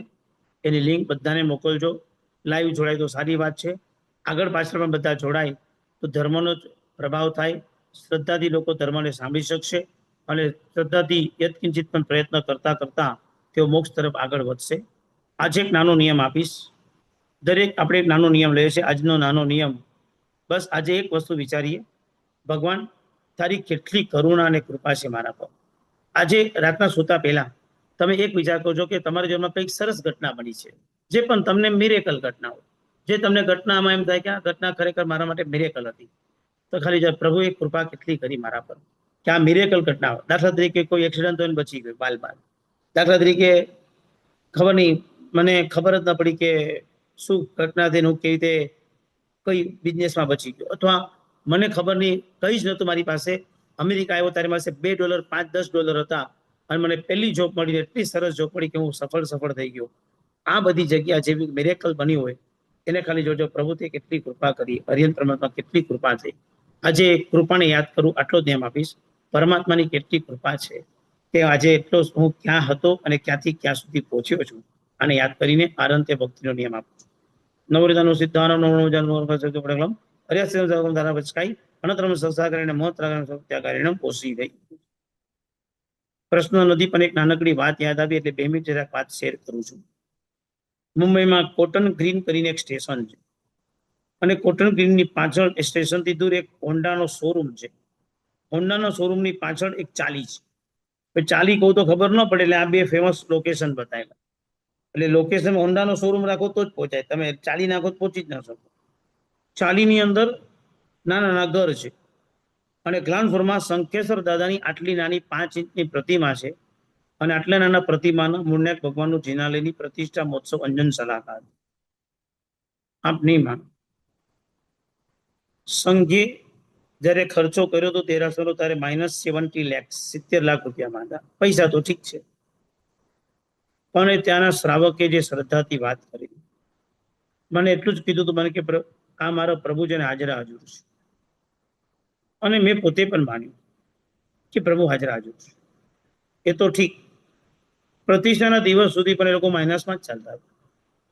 પ્રતિષ્ઠાનો એક દિવસ માત્ર અડધો કલાકનો સમય, કંકુ થાપા, સ્વસ્તિક, લાડવો, આવા જે નાના વિધિના પાઠ હોય, 10 જણા એવા આવ્યા હતા જે સંઘમાં ચાલીમાં ત્યાં રહેતા ન હતા પણ બધા વાલકેશ્વરમાં રહે છે. અને એ શ્રાવકો જ્યારે મુંબઈ આવ્યા છે ત્યારે આ ચાલીમાં રોકાયા અને અહીંથી એ લોકોની જીવનની શરૂઆત થઈ હતી. સુખી થયા. ટોપ લેવલના 10 વ્યક્તિ, કેટલાક ડાયમંડમાં, કેટલાક બીજામાં, ટોપ લેવલ ત્યાં આવ્યા હતા. કોઈએ પ્રતિષ્ઠાનો લાભ નહોતો લીધો, બસ સંઘે તો એ લોકોને આમંત્રણ આપ્યું હતું કે આપણે ત્યાં પ્રતિષ્ઠા પધારજો. 100% આવ્યા હતા. નાહી ધોઈને પૂજાના કપડામાં આવ્યા હતા. નોકરસી કરવા બી ન રોકાયા, પરમાત્માની પૂજા કરી અને ચડાવો લઈને જતા રહ્યા. 20 મિનિટમાં આચાર્ય વંદે મારી આંખમાં આંસુ હતા. 70 લેફ્ટ. કેમ થશે ચિંતા હતી. 20 મિનિટ પ્લસ એ તો ઠીક, શ્રદ્ધા કરનારા શ્રાવક ખાલી કાનમાં કહી ગયો હતો, ભગવાનનો લાડવાનો ચડાવો લીધે રાખજે, મારી સામે જોતો નહીં. 500 રૂપિયાનો લાડવો, 14.5 લાખ રૂપિયાની પૈસા મહત્વના નથી વાત કરતો, શ્રદ્ધા. ક્યારેક એમ થાય કે આને પ્રતિષ્ઠાનો બી લાભ લીધો તો આનાથી ઓછામાં મળી જતો. લાડવા માટે આને આટલું દ્રવ્ય વાપરી દીધું. પ્રશ્ન જ નહોતો અને જવાબ પણ નહોતો. ભગવાનથી કેવું પ્રાપ્ત કર્યું હશે, જે પ્રભુની પૂજા કરીને કશું નહોતું નહીં, આજે કેવો સુખી થયો હશે કે પ્રભુ માટે સર્વસ્વ અર્પણ કરવા તૈયાર થઈ ગયો. આવી આનંદ ભક્તિ જ્યારે જ્યારે શ્રાવકની શ્રદ્ધાથી જવું છું ને ત્યારે નતમસ્તક વંદન થઈ જાઓ. આપ બધા પણ એટલી સરસ ભક્તિ કરો છો. ન્યુયોર્કની અંદર ઇથાકા સ્ટ્રીટનું દેરાસર 50 વર્ષ પૂરા થયા. જિનાલયમાં ભગવાન મહાવીર સ્વામી છે. આપ બધાએ તો દર્શન કર્યા જ હશે. અને એ વખતે એ પરમાત્મા પાલિતાણાથી પધાર્યા છે. કચ્છી શ્રાવક શ્રાવિકાઓના માધ્યમથી પરમાત્મા નરસિંહનાથા સ્ટ્રીટથી આપણા અમેરિકા મુકામે 50 વર્ષ પહેલા બોટમાં, શિપમાં આવ્યા છે. ન્યુયોર્ક ટાઈમ્સની અંદર લખાયેલો એ લેખ છે એ વખતના સમયનો. 3 મહિને પ્રભુ પ્રાય કરીને આવ્યા હતા. મને તો એક શ્રાવકે વાત કરી છે. એ વખતના સમયમાં એ પ્રભુ જ્યારે લાવ્યા ત્યારે શિપમાં એક રૂમમાં મૂકવાના હતા. એટલે નાવિકને એમ કીધું કે આ ભગવાન છે, આઈડલ છે, ભગવાનની પ્રતિમા છે, આ રૂમમાં તમે સિગરેટ ને દારૂ ના પીતા, એટલું ધ્યાન રાખજો, બીજું કાંઈ નહીં. તો કે ડન, ભગવાન છે, પ્રિન્સ અમારા ભગવાન છે, આઈડલ છે, આઈ નો, અમે ત્યાં કશું જ નહીં કર્યું. અને 3 મહિને જ્યારે ભગવાન અમેરિકાની બોર્ડર પર પહોંચે છે એ વખતે ન્યુયોર્ક ટાઈમ્સની અંદર સ્ટીમરમાં લાવનારો કપ્તાન ખલાસી એ લેખ આપે છે. એમ લખે છે કે હું જિંદગી પર મારું 3-3, 4-6 મહિના આ દરિયાની અંદર એટલાન્ટિક સાગરોમાં જ મારે આવવા જવાનું થાય. એક પણ વખત એવી ઘટના નથી બની કે દરિયામાં તોફાન ન આવ્યું હોય. બટ ટુડે આ ફર્સ્ટ ટાઈમ એવી રીતે આવ્યો છું કે દરિયામાં એક પણ જગ્યાએ તોફાન નથી આવ્યું. આ ઇન્ડસ્ટ્રી એમ સમજી શકું છું કે મને ખબર નથી કે આ કોણ છે. મિરેકલ, આ જે છે તે ગજબ છે. અને એની જે તમારી શ્રદ્ધા છે, મેં તો આટલું જ ફોલો કર્યું છે કે તમે કંઈ ખાધું પીધું નથી, પણ આના કારણે સહી સલામત દરિયો પાર થયો છે. ભક્તાંબરમાં અત્યાર સુધી બોલતા હતા દરિયો પાસ થાય, આજે તો વાસ્તવિક આપણને દેખાય આ પર્યંત પરમાત્મા. અને આમાં હું એવું નથી કહેવા માંગતો કે અંજન વાળા હતા કે અંજન વગરના હતા. સમજી જજો, આ બધા કંઈ ખુલાસા નથી કરતો. પ્રભુ એ પ્રભુ છે અને પ્રભુ પધાર્યા એનો પ્રભાવ ખલાસી લખે છે ન્યુયોર્ક ટાઈમ્સની અંદર. આપણી શ્રદ્ધા કેટલી મજબૂત થઈ જાય કલ્પના કરી લેજો. બસ એ જ વાત સાથે પૂર્ણ વિરામ કરું છું. કોઈ પ્રશ્ન નથી? બરાબર. ના, કોઈ પ્રશ્ન નથી. પારસભાઈ, પ્રાર્થના. કામિમી સબ જીવે સભે જીવાગમંતુ મે મિત્તિ મે સબ ભૂયે સુવેરમ મજ્જન કે નહીં સર્વદા સૌ સુખિતાઓ પાપ કોઈ ના ચરો રાગ દ્વેષથી મુક્ત થઈને મોક્ષ સુખ સૌ જગવરો ચત્તારી મંગલમ હરિહંતા મંગલમ સિદ્ધા મંગલમ સાહુ મંગલમ કેવલી પન્નતો ધમ્મ મંગલમ ચત્તારી લોકોત્તમા હરિહંતા લોકોત્તમા સિદ્ધા લોકોત્તમા સાહુ લોકોત્તમા કેવલી પન્નતો ધમ્મ લોકોત્તમ ચત્તારી શરણમ પવજામી હરિહંતે શરણમ પવજામી સિદ્ધે શરણમ પવજામી સાહુ શરણમ કેવલી પન્નતમ ધમ્મમ શરણમ પવચામી પાનાય વાય મલમ ચોરિકમ મેવનો દૈવજમ કહમ માનમ માયલોહમ પિજ્જમ તાદોસમ કલમ અપખાનમ પૈસનમ રહી રમતમ પરપરી વાય માયવસમ ઇચ્છત સરમ ચ ગોશ્રી સે મુખમક સંસક વિક્કપોય દુઃખી નિબંધનાય 18 સભાવ ડાણાઈમ એગોમ નતિ મે કોઈ નામ ન सकसे એમ મદિન મન સપ્પાન મનુસાસઈ એગો મે સાસવન આનંદ સંજમ સે સમય સવે સંજોગ લક્ષણા સંજોગ મોલા જીવેન પત્તા દુઃખ પરંપરા તમહા સંજોગ સંબંધમ સબમ તેન વસેરિયમ અરિયંતો મહાદેવ ચાવજ્યમ સુજાનુગુણો જીને પન્નત્તમ તત્તમ યસમત્તમ મય ગયમ ખમ્ય ખમાવ્ય મય કમ સબ જીવનિકાય સિદ્ધ સાગ આલોયન મુજ્જ વૈરણ ભાવ સવ્ય જીવા કમવસ 14 રાજવંત તે મે સબ ખમાવ્યા મુજ્જવિ તે ગમંત જમ જમ મનિરબદ્ધમ જમ જમ પામેન પાસ્યમ ભાવ જમ જમ કાયન કાયમ ઇચ્છામિ દુક્કડમ તસ્સ ઇચ્છામિ દુક્કડમ તસ્સ ઇચ્છામિ દુક્કડમ તસ્સ. બોલો શ્રી આદિનાથ ભગવાન કી જય. પ્રણામ. જય. પારસભાઈ, ખૂબ જ સરસ વ્યાખ્યાન હતું. આઈ નો આપનો દિવસ ઘણો બિઝી હોય છે. એમાં બી આપણે ઇન્ડિયામાં તો અત્યારે 5, 5:30 વાગે તમે લેક્ચર સ્ટાર્ટ કરી દો છો. અમારું લેક્ચર 1.5-2 કલાકનું થાય. પછી તમારા આખા દિવસના મારા સાહેબ મહાસતીજીના ક્લાસીસ લેવાના હોય, એ ઉપરાંત બીજા ક્લાસીસ લેવાના હોય. ટોટલ તમારું 10 થી 11 કલાકનું રૂટીન છે. એની ઉપર બી આપને પોતાની આરાધના કરવાની હોય. તો હું વન્સ અગેઇન જૈના તરફથી આપનો ખૂબ ખૂબ આભાર વ્યક્ત કરું છું અમારું આમંત્રણ સ્વીકાર માટે. પ્રણામ. જય જિનેન્દ્ર. પ્રણામ. જય.